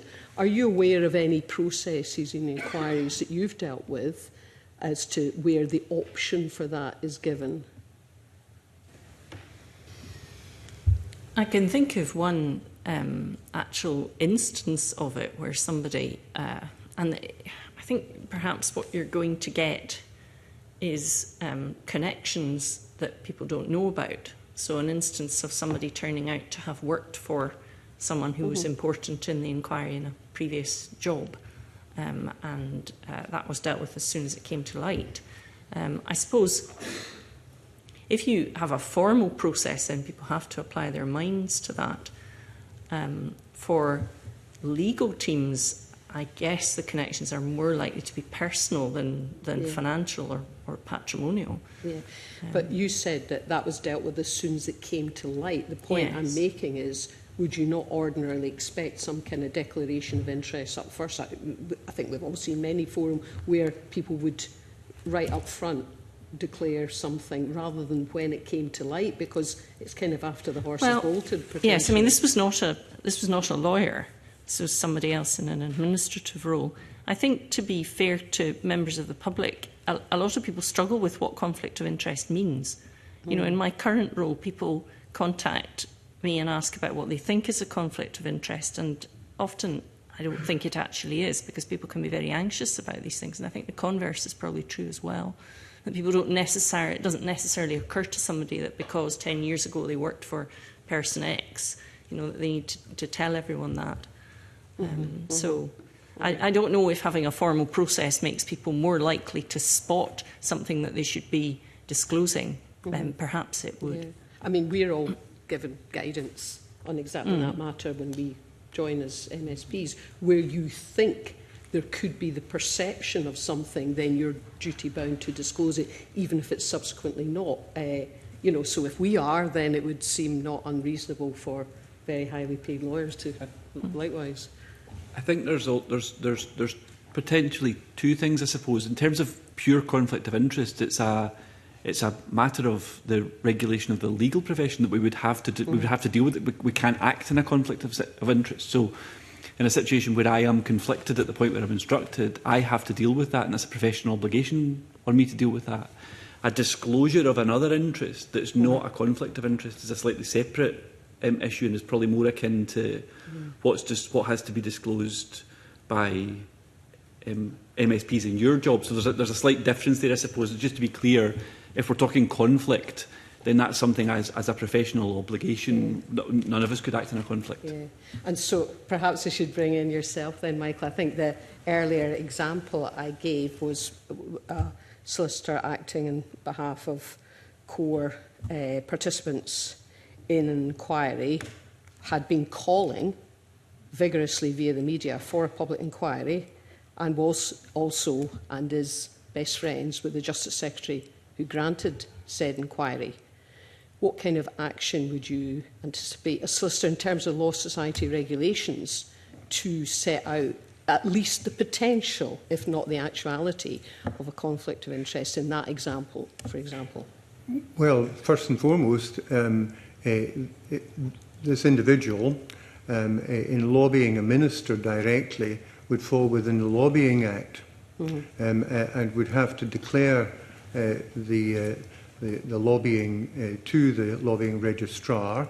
I mean, we have a system in the office where if I have a meeting with an MSP or an MP, even although it doesn't apply, or a peer, I will produce a note which then goes and is sent off to the lobbying registrar at the time when it's necessary. I believe it's a criminal offence to engage in lobbying without declaring that. So that would be my first reaction to someone who is lobbying a minister or an MSP, is to make sure you comply with the lobbying regulations.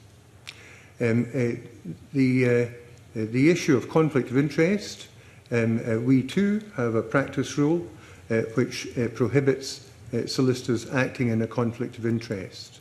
And it is in that context that Richard has described of being the personal conflict of interest about gaining from something personally as a result of some action. Now, that could be something that someone could complain about, and if you know that the actions have taken place, then the Scottish Legal Complaints Commission is the gateway to receive complaints against solicitors, and that, I think, would be the answer that you might be looking for if you are seeking guidance about what you should do. Just asking a general question. Right. Thank you very much. Thank you, Convener. Thank you, John. To be followed by Liz. Thank you, Convener. If we can go back to the kind of triangle that I think was yourself, Ms Dunlop, of time, cost and quality, I think we all understand how there's a kind of tension between the three.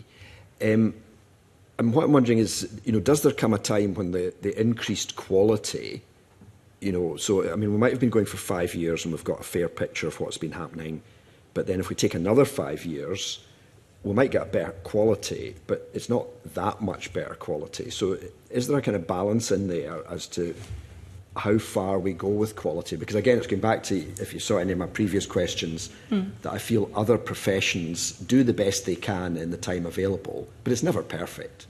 Whereas Lord Hardy wants to do a proper job. Well, I think you're right. I think if it goes on, if it drags on and on and on, then there start to be losses. Loss of, I mean, at the most basic, people may die, and also a loss of faith, a loss of trust. So, I mean, it doesn't seem right to use the expression sweet spot, but there must be an optimal point at which an inquiry really should be finishing its report and winding up.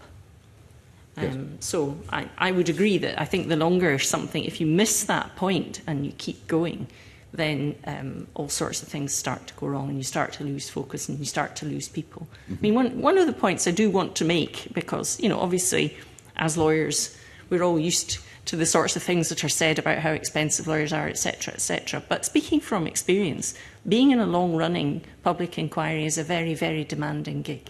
You know, you are working huge numbers of hours. You're working every evening. If you're doing hearings, you're working every night. And it doesn't take terribly long before you're hoping that it won't last too much longer. You know, we're all wanting these to finish. I mean, I can't speak for you, Richard, but you're nodding your head. And I think it's not that you think, oh, great, you know, I'll be in this for the next 10 years. Quite the reverse. You would quite like your life back. Yes. I suppose that ties into that rule that there was about, or in fact in the legislation, isn't it, avoid unnecessary cost? It's quite a subjective term, isn't it? Yes, it is. It is, and it's open to lots of different judgments, yes. And it can be very difficult to say no to people as well. If you're dealing with people who've suffered something tragic and people are very distressed, it's very difficult to say, well, we're not going to have this extra witness or spend some time looking at this particular issue. It's hard in practice. Mr. Pugh, did you want to come in? That's been a repeated theme in the, if you've seen any of the UK COVID inquiry, it's been a repeated theme that where the inquiry has set, for example, I think it was a 3 or 4 week diet in relation to personal protective equipment, and lots of the core participants representing particularly those who have been aggrieved by as they see the lack of personal protective equipment. 4 weeks isn't long enough, and the chair has had to, in time and again in the preliminary hearings, say, no, I have to get this inquiry finished, so 4 weeks is going to have to be enough. So you see these balances in real life play out, and play out in a way, as Laura describes, that I think some people might find difficult, but these are the balances that I suspect that just have to be instructed if you're and when the chair's saying no to that, is that just from their sense of personal responsibility or something, or is there anyone going to be asking the chair later on about these unnecessary costs? I suspect I don't strictly know the answer to that, in the sense that I don't know what the process is behind the scenes. Ultimately, I suspect though it's because the chair has a duty to do that in terms of the statutory regime. And just to pick up on a point that was mentioned earlier, it's not the case that all witnesses have to come and give oral evidence at an inquiry. In the COVID inquiry, we have hundreds of statements from witnesses who we will never see other than on paper. It's the inquiry team and the chair who determine who's coming to give evidence and for how long. So you see witnesses who have important things to say limited to an hour because that's all the time that the inquiry can devote to it. So I mean, I don't envy the job. It's far easier sitting in my seat than it would be sitting in that seat. Of balancing all of these various interests, but you see inquiry chairs having to do it day and daily. Yes, I mean, to some extent, we also have to choose, you know, who we're having to come in front of us. There was some good evidence in writing that we're not going to have the chance to speak to people. I mean, is your feeling there, maybe if you can't answer this, don't, but, you know, is it erring on the whole? Is it erring one way or the other? Are there too many people coming that we didn't really need to hear, or the inquiry didn't need to hear from? Or are there people being missed out who the inquiry should have heard from? I think there's probably two ways of looking at it, as with everything here. If you're from an institution that's provided its evidence in writing, then perhaps you don't feel the need for somebody to come and for there to be a public hearing. But I imagine if you've been aggrieved by a set of events, one only need think of the Post Office inquiry, the Horizon IT inquiry. If you were to think of that from the perspective of a sub-postmaster, if the Post Office's witnesses were not going to come and be questioned, then I think you would feel very aggrieved by that, even if the Post Office would be quite content for the evidence to be taken on writing. So there's as ever so many tensions in how these various interests are balanced. Okay, I'm thinking of a few different lines we could go down at this stage. I mean, COVID's been mentioned, and I mean, most of us here lived through COVID. My feeling is we know 95% of what happened, the decisions that were made, roughly why they were made. There's a relatively limited bit that we don't know about. And I would have thought maybe that was the bit that the inquiry should focus on, but the inquiries just seem to cover everything. Again, are we back to terms of reference here, Ms Dunlop? Well, I actually am very interested in what Dr Ireton says about us being clearer from the outset what actually is this inquiry seeking to achieve. And that's not about terms of reference, where, terms of reference are an art in their own right, and, they've got longer and people spend a long time framing them and all the rest. But the overarching question of what is this really for, I think is very interesting, and we perhaps need to do a bit more focused thinking on that. So, there seemed to me, as a completely disinterested spectator, because I have no involvement in either COVID inquiry, but the two purposes that Dr Ireton describes of looking at policy for future, because we're all acutely aware that something like this might happen again, that's very important. But so too is hearing from people who are aggrieved and people who are very distressed and upset. And it may be that having those two very important primary purposes is just inevitably going to mean something that's going to take a very, very long time and be very expensive. Whether they could have been separated in some way and undertaken by different bodies of people is perhaps something that we can reflect on in future. But I mean, preventing a reoccurrence is frankly impossible, isn't it? No, because, not preventing, just dealing with dealing having with better policies for a recurrence. For a future, right. Okay. Mr Clancy, I'm sorry I haven't asked you too many questions so far. That's exciting. So the point asked before, do you know that this avoiding unnecessary cost, which is in the legislation, is that enforced in any way? Or are you aware of that? I have not tracked that, so I'm sorry to say I can't answer your question. Right. And I mean, maybe following slightly on Michelle Thompson's line of questioning, in the introduction to your paper, you say that you represent your members and wider society. Yes. Now, I should declare a member of the Institute of Chartered Accountants of Scotland. We have something similar in there. And I think we have had debate over the years about that, as to there can be a tension between these two. And I just wonder if you think there can also be a tension for the Law Society. There can, but we have had two Acts of Parliament which deal with this. The Solicitors Scotland Act of 1980, it says in section 1, repeating actually provisions from 1949, that the Law Society is established to promote the interests of the solicitor's profession in Scotland and the interests of the public in relation to that profession. And then in the Legal Services Act of 2010, there are regulatory objectives where we are to advance the public interests as well as promote the constitutional principle of the rule of law, promote access to justice, promote equality in the profession, promote compliance with the rules. All of these are factors which tell us that Parliament has thought that we should be given these jobs to do, and I'm not going to argue with a group of parliamentarians that you were wrong. I think it's that there is sometimes an occasion where there will be some kind of conflict between what the Law Society is thinking and what the public at large think. But in matters relating to the law, we all want the same thing out of the law. We want good law. We want law which is accessible, which is consistent, which is effective and works.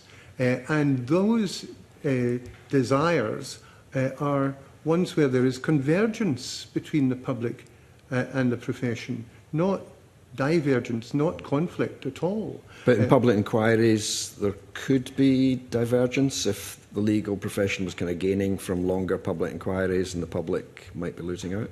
Well, how necessarily are the public losing out? Well, by having to pay for it. Well, but everything which we do, this meeting is being paid by the public purse.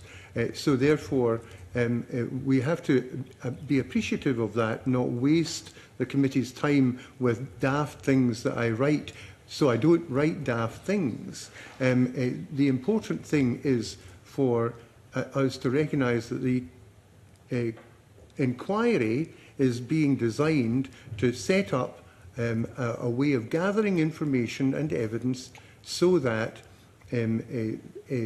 this will inform future action by government. Because it's a government creation. That's the other thing. At the bottom of this, there is a group of ministers thinking we have got to do something about this matter of public concern. And COVID-19 was more than a matter of public concern. It was a matter of public danger. And many people suffered loss and harm as a result of the inquiry, as a result of the pandemic. So it is right that we should look at what the pandemic did to our law and our political structure, and why ministers took certain decisions at certain times, and why we weren't able to get the information when the inquiries asked for it, because the WhatsApp messages had been deleted. And do you think the public, I mean, it's difficult to tell what's going to happen in the future, but I mean, will the public be satisfied by the inquiry? But do you think, generally speaking, I'll ask this to any of you, do you think there is a general acceptance of inquiry results? Because sometimes you get the inquiry announced and you see the family out next day complaining bitterly that they didn't get what they wanted. But I mean, on the whole, do you think the public is being satisfied, the victims are being satisfied? Well, we live in a very developed society. We live in a society where we are, I think, collectively trying to be open with the public about matters, and some people will not be satisfied by the actions which are taken by ministers or MSPs in the creation of the inquiry. And I think that is not the answer to your question, but when we get to the end of the result of the inquiry and we see that issues about closure of cinemas or churches or supermarkets, issues about the transfer of people from hospitals to nursing homes who are unwell, who then spread the illness throughout and cause grief and harm to families. These are things which we must look forward to the next time. I was in a hospital not that long ago. I spend a lot of time in hospitals. And here was a plaster thing on the wall saying, watch out for Mpox, the new name for monkeypox. So there are diseases out there that could be pandemic or epidemic. Norovirus is one at the moment. And that's why the World Health Organization is working, almost finalising, a worldwide treaty to deal with aspects about people moving from one country to another when they're suffering from the disease, and vaccination requirements and things like that. And it's all in preparation for the next occurrence of the next ailment. So you're optimistic that the COVID inquiries will help us with these other things? I have hope. Are they just going to be ignored? Yeah. I have hope that they will. And the one inquiry, which is also on page 1, just below that paragraph to which you referred, was Lord Bonamy's investigation into the issues which related to infant cremation. Now, that was not a 2005 Act inquiry, but it was under ministerial authority, and I think it's important to see the timeline in this. He was given the It was quite commission. limited anyway, I saw that. It was given the commission. He produced a report within a year, and within 2 years, the Parliament enacted the Burial and Cremation Scotland Act of 2016. So the inquiry was commissioned in April 13 and reported in June 14. So there is an example of something which does work. The inquiry was held, information was gathered, the wrong was seen, and legislation was brought in to correct the wrong. Now, can I hope that the COVID-19 inquiry's recommendations will be implemented in as quick a way as that? I don't know.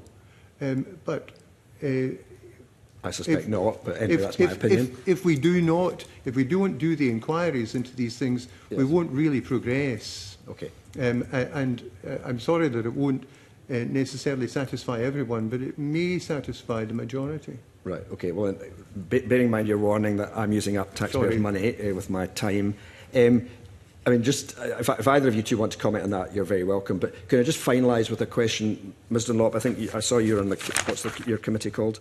The Law Reform. So have you got kind of 3 major things or points that the Law Reform Committee would want to see changed about public inquiries? No, I think the paper comes as, it's not particularly long, it's not as long as a standard inquiry report, it's quite a short paper, and everything in it, you know, is the work of the committee. I mean, I did write a lot of it, but I'm not sure I could pick out 3 things. I mean, I'm agreeing that some sort of control at the outset over either cost or budget is indicated. That would be one of them. I've also suggested changing the maximalisation process, and I'm responding spontaneously and giving you 3 things. That exploring Dr. Ayrton's suggestion of being clear at the outset what we're seeking to achieve in this inquiry, which is a question separate from terms of reference. Okay, thanks so much. Thanks, Convener. Followed by Michael. 2 questions, if I may. Firstly, in your experience with the public inquiries, in the situations, I think there's been 3 out of 10 since 2007, where the terms of reference have changed, and therefore potential for cost to increase. Is it your understanding that these terms of reference have changed because the chair of the inquiry has found unforeseen evidence that leads him or her somewhere else, and therefore has had to go back to the Scottish Government to ask for an amendment to the terms of reference? Well, I can think of 2 specific changes, and one of them, perhaps surprisingly, was that I think we asked for something to be removed from the terms of reference because on investigation it was discovered that actually it wasn't connected to the theme of the inquiry, and that was agreed to. The other change I can think of, and I would need to look back and see what other changes there were, but I can think of another change where there was an expansion, and that was because we realised as we got deeper into the subject that there was something we'd neglected. I mean, the chairman in the inquiry I'm speaking about, which is the Penrose inquiry, the chairman had made a lot of contribution to the framing of the terms of reference. But then it turned out that there was something that we'd all overlooked because we were all ignorant of the subject matter of the area. And that was generally accepted to be perfectly acceptable, obviously, yes. And therefore, you know, the costs that go alongside that extra work is something that we would find very difficult to control, obviously, I presume. Yes. Yeah. My second question relates to some of the evidence that we've taken prior to today, namely, there is some concern out there that the growing demand for public inquiries, with some exceptions, not like COVID, the growing demand for public inquiries is coming about because there is a perceived failure of government agencies to address specific problems. And therefore it's convenient for a government to sort of push it aside and say, well, the inquiry will look after this, when actually some of these things are a role that the government should be sorting the delivery of our public services a bit better. Is that something you agree with? I did note the comment about if a public inquiry comes to seem the gold standard, as I think it has to many people, and then you're told that the thing that has affected you and has distressed you and perhaps caused bereavement is not going to generate a public inquiry, there's a terrible negativity around that, because it's as though you're being told that your suffering doesn't matter as much as somebody else's. So I can see that it's become something that people feel if they don't achieve it, there is a kind of slight or a wound attached to that, and that is unfortunate, because some situations could be well addressed by a review that's slightly different in nature, especially the one that Michael's talking about, the crematoria issue. That was a very focused, targeted investigation, and you would obviously want to speak to the people directly affected. But the idea that you have public hearings and lots of lawyers and so on is really over the top for something like that. Yeah, and there's other good examples. So there are other good examples of that approach being taken. So John Sturrock, who I know the committee's got evidence from, his review into Highland Health Board was a very targeted and, I suspect, in the context of what you're looking at, very speedy review. And there's one going on down south by Dame Ailish into the situation of Wayne Cousins and the Metropolitan Police. And again, that's where the information will all be with the Metropolitan Police, and there's somebody can go in and carry out that investigation much more quickly than having all the oral hearings associated with a full-blown inquiry. There are other ways to do it. I think, to pick up a point that Michael made, if the starting premise here is that this is an inquiry under the 2005 Act, then the starting premise is that the public interest is so high as to justify an inquiry under the 2005 Act. And if that decision has already been made, that's essentially a democratic decision. That's not about anything further down. It's a democratic decision that that's what's required to address something of such a high degree of public concern. Interesting. Okay, thank you. Michael, to be followed by Craig. Thank you. I wonder whether we could start, if the three of you might agree, that given the evidence we had in the previous session, it's not really appropriate for a very eminent member of your profession appointed to this position to spend a large amount of time looking for an office and internet connections. Is that a waste of public money? It's certainly suboptimal. Yeah. They shouldn't be spending that time. That should be sorted. Yeah. Mr. Clancy, would you agree? I commented upon that very thing and no. Okay, thank you. I wonder, Mr. Pugh, how would you describe your role in relation to acting on behalf of health boards in the COVID inquiry? What is it you're attempting to achieve for your clients? So, primarily to assist the inquiry is point number one, and secondly, it's to address from their perspective, the fairness of the procedure that's going on. So, would it be fair within that, when you talk about the fairness of the procedure, is that about the liabilities of a health board, the liable for decisions they might have been taken, and wanting to keep them aware of what the issues and the evidence that's raised, how that might pertain to future legal action? Well, if I can steer away from the specifics and say that, yes, in a situation where there are other potential processes that your client in any inquiry might face, and that's for any core participant, really, certainly from an institutional side, any core participant in any inquiry, that there might be other processes that they might face, then it's to ensure the fairness of the overall way that the system works. Okay, so because some of what we've been hearing, I suppose, is the adversarial nature of some of these inquiries, where we have an eminent prosecutorial KC standing in front of essentially a courtroom, asking evidence of individual, putting them on the stand about decisions that might be made and then where that might flow from, whether that is the right model.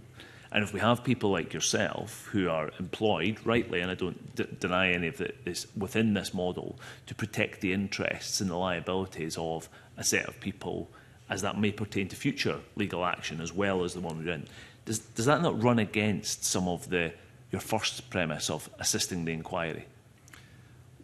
Well, no, I don't think it does run against, but if I can just start by saying I don't accept that it's a particularly adversarial process. So, for example, the bodies that I act for would have to, for any questions that they want to ask, would have to put in a request well in advance of the hearing to ask any questions of any witness. Whether they get the permission to do that is the decision of the chair. And even where that decision is granted favourably, and in my experience, it's discouraged as much as anything else, where that is granted, then it's not a cross-examination, it's points of clarification that arise. So the very premise of this being adversarial, I don't accept it is a different way that you have to look at the instruction in this. And where you look at it from that perspective, then yes, it is my job to identify what's perhaps lacking in clarity. It's my job to further clarify that. So that does assist the inquiry, and I have to have an overall eye to the fairness of the process. So there are two elements to the job, but that's two elements to every case I ever deal with.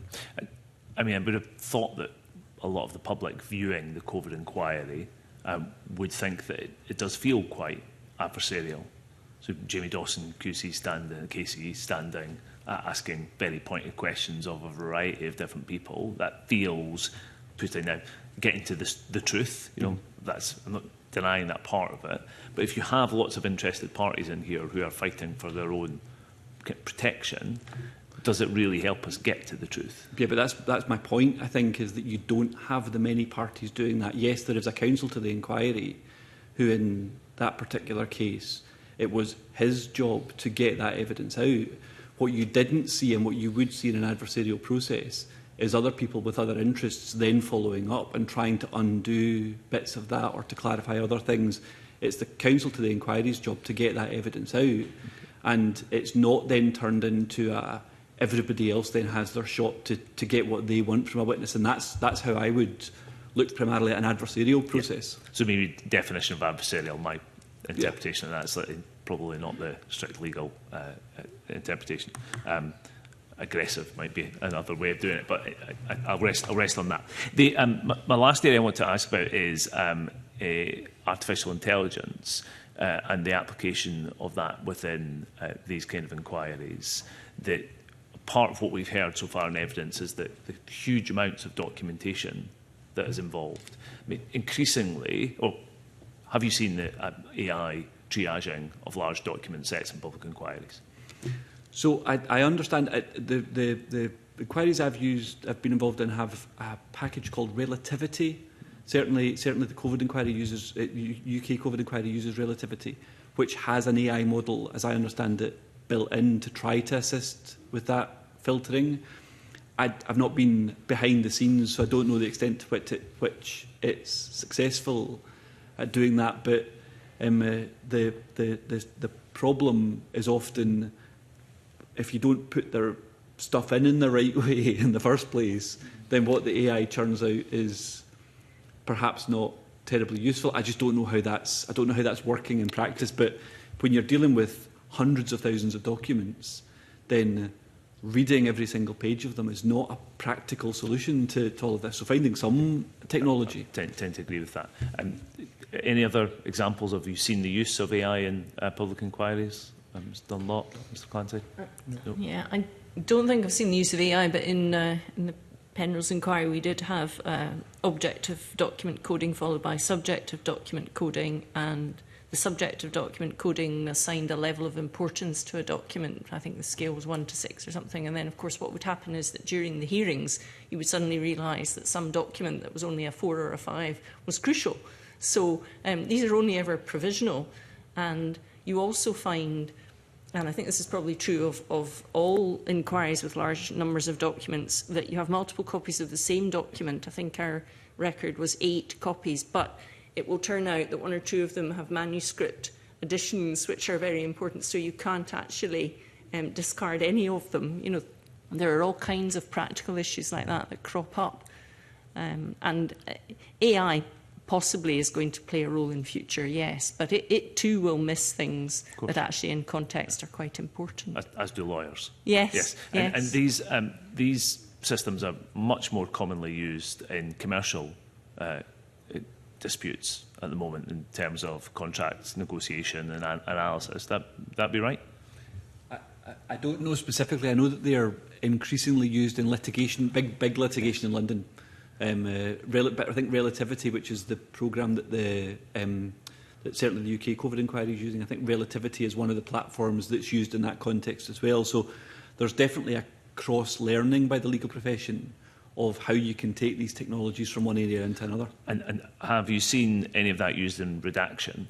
So we've also heard in evidence that there's significant resource applications for lawyers having to do large-scale redaction across many thousands of documents, where we might see AI being used to identify instances of names, particulars, and carry out redaction on a mass basis. Have you seen any of that, Mr. Clancy?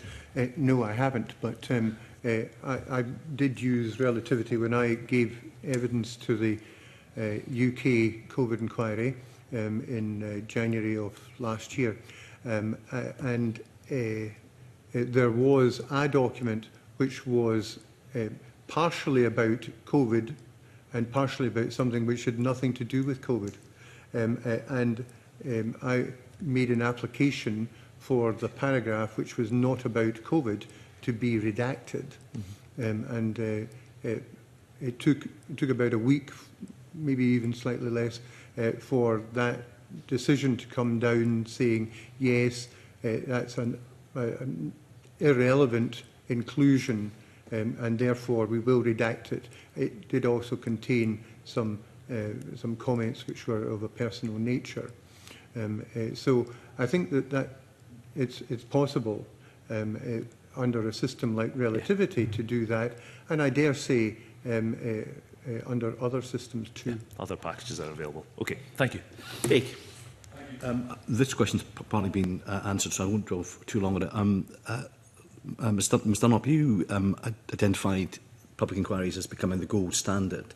Now, I think there is an issue now. You see, even overnight last night, since the tragic events in Liverpool, that public distrust and scepticism and anger is now at a relative historic high, and you saw that in the British Social Attitude Survey last year, which showed trust in government and institutions is a historic low at the moment. So looking at the guidance for when you can use the 2005 Act to trigger a public inquiry, is there a case now for going back and looking again at that original legislation or the guidance that can perhaps better serve the public rather than them asking, in this atmosphere of distrust, for a public inquiry, because that's the gold standard, to look, as you've rightly identified, perhaps at the John Sturrock's NHS Highland example or the Bonamy report into infant cremation? Do we need to either level with the public and say there are better ways of doing this, or is it time to go back to the original legislation and the guidance to perhaps set a new threshold for the triggering of a public inquiry? Well, that idea that you're presenting of saying to people who are very keen that there should be a public inquiry, actually no, because there's a better way of doing it, that's going to be hit by the kind of distrust that you're referring to. You know, are people going to believe you, or are they going to think that it's just some sort of evasive tactic? So there is a significant presentational problem. Whether you do that by going back to the 2005 Act or not, I don't know. I think, you know, preparing for today, it does seem that there is consensus that it hasn't turned out quite as might have been anticipated in 2005. But whether you revisit that legislation, I mean, we do have these other types of reviews which are non-statutory, and therefore by definition, you know, it's not codified in any particular piece of legislation, and I suppose you might lose the flexibility that is brought by having that alternative. But how you persuade people that for their particular situation this is as good if not better, that's, I think, quite a challenge and will take time. I have a memory, and I couldn't find it before coming down here, but I have a memory of there being, certainly as at 2023, quite positive polling as to the public's perception of public inquiries. I think partly because of perhaps the question of distrust, and they're seen as being something that doesn't fall into that category. But the question of amending the 2005 Act, we've not seen very many of these inquiries report as yet to get to an end. And going to the let's amend the 2005 Act when we haven't got there might be quite an extreme solution, when persuading people that a non-statutory inquiry is a perfectly good option could at least be, in the first place, be attempted in situations that don't need the full force of a public inquiry, would be my take. The House of Lords did an inquiry into the 2005 Act, a post-implementation review, and came up with a number of potential amendments to the Act, and so did the House of Lords in its 2024 report, which I make reference to on page 7 of our submission, about the types of things which ministers should consider. Because if part of the issue is it's at the very start of the process, when ministers are exercising their discretion to commission an inquiry, that is where you've got to capture things so that you can make it all better from the start, then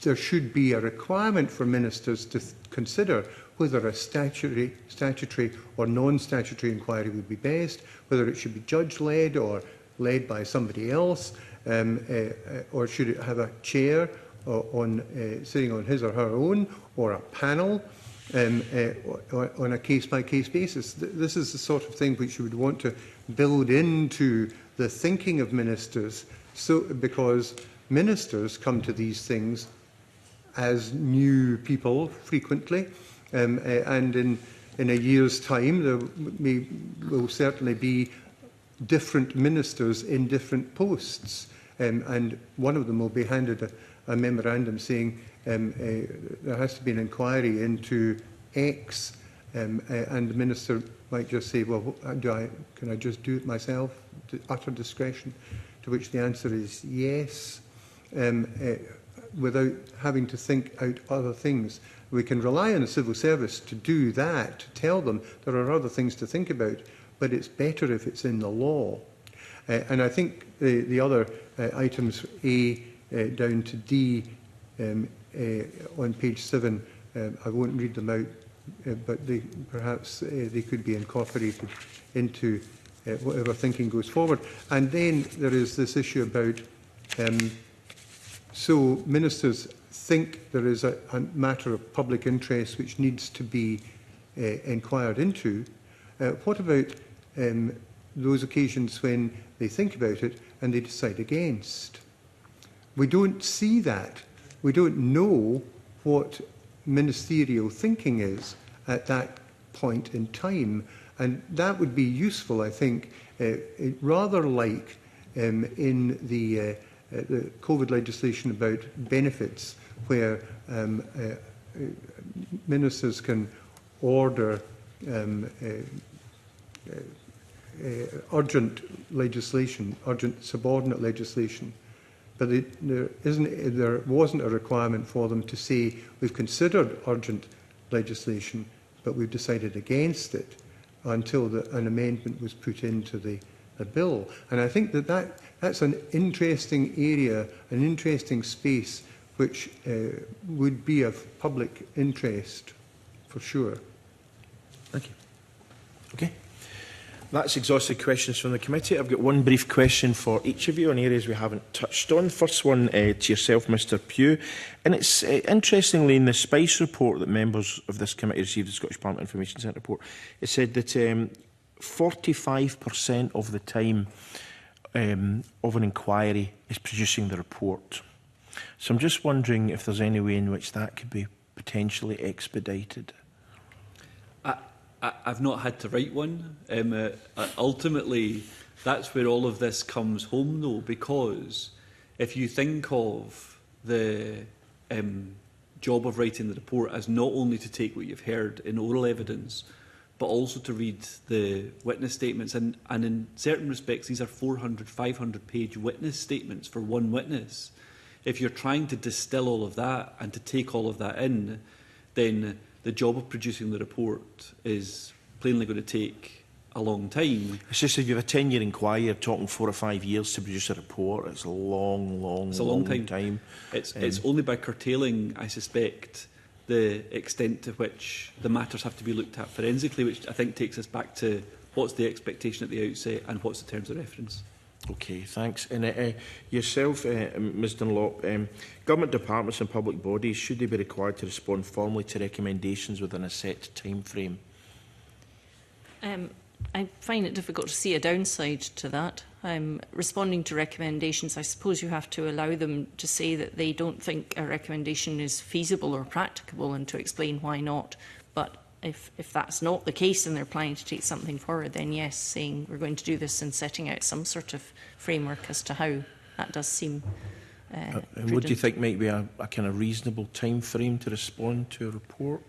Well, I suppose if you're just looking for an initial response which will say we're going to take this forward or not, then it's difficult. You know, I'm not equipped to set a time frame, but perhaps months at most. Indeed. I also, just in case, because we haven't actually mentioned fatal accident inquiries. And don't worry, I'm going to give you all an opportunity to say a final point fine. at the end. Make Yes. a final point. Always do that in committees, just in case we've missed anything out. So that'll be your opportunity there. And Mr Clancy, the question to you is, I mean, my colleague Michelle Thompson talked about conflict of interest, but is it appropriate for a legal firm that's actually involved in a public inquiry to go to the media asking for that inquiry in which they have a pecuniary interest, a direct pecuniary interest, for that inquiry to be deepened and broadened? I think it's not appropriate for me to make a judgment on that without knowing the full facts. I'm not the person that would make the judgment. There are other better qualified institutions in this country to make that judgment. But does it sound to you like a conflict of interest or not? Conflict of interest in a very specific way. I don't know if it's a conflict of interest to exercise your freedom of speech. Right. Now, why you exercise the freedom of speech in a particular instance... But I mean, surely if I'm involved in an inquiry in which where I'm paid and I'm calling for that inquiry to be deepened and widened, then surely that is a conflict of interest because I would have a direct interest in that being broadened and deepened. Is that not the case? And is that in any way appropriate? I don't know, because I don't know if the broadening and deepening of that inquiry would actually result in that individual being paid more. Right, okay. Right, Mr Pugh. Is there not another point there, though, that if the conflict of interest that's relevant is a conflict of interest with your client, if your client wants the inquiry to be extended or broadened, then you're not acting in conflict of interest to advance your client's position. Our job is always to take instructions from a client and advance a client's position. So, you know, we need to be careful to define. Well, that's why I specifically talked about in the media. Going in, the media, so that rather, as opposed to, for example, speaking to, the chair and providing evidence as to why it should be broadened and deepened, not as the case may be. That's just the methodology that you use to advance the aim. That doesn't create a conflict of interest. The conflict of interest is, are you, as the lawyer, in conflict of interest with your client? And it's important. As I say, there are other disclosures of interest that might be a different question, but if we're focused on conflict of interest, it's that conflict that's the relevant one. Okay, that's interesting. Well, thank you very much for that. And now, as I said earlier, as I always do at the end of evidence sessions, if there's any issues that each of you wish to raise, which you haven't had the opportunity to do so through the evidence, now's your opportunity. Ms Dunlop. Well, as I said a moment ago, I was just conscious we haven't spoken about FAIs, Indeed. And I'm not going to start that now, just to say that they can be extremely helpful, and I think they, as far as I'm aware, they enjoy significant levels of public trust. I know that there are backlogs and that there can be delay in commencing them. I know all of that. But that notwithstanding, it's a useful way of looking into something that's plainly of great importance. The other thing I wanted to say was, slightly with regret, listening earlier to the focus on lessons learned, documents and so on, there's been a bit of a problem of nomenclature, I think, because in our in the Penrose Inquiry report, we were conscious that we wanted to document how we'd gone about certain things, and we just called it an appendix. We didn't call it a lessons learned report. Maybe that needs to be given a formal title, and that's a concept that could be looked for after every inquiry, so that we all know what we're looking for. Okay, thank you, Mr Clancy. I don't have anything to add. Good. Thanks very much. And Mr Pugh? No, I'm fine, thank you. Okay, well, thank you. And I want to thank all of you for your evidence this morning and indeed this afternoon. It's been very helpful in terms of our deliberations. Now close this meeting. That's all.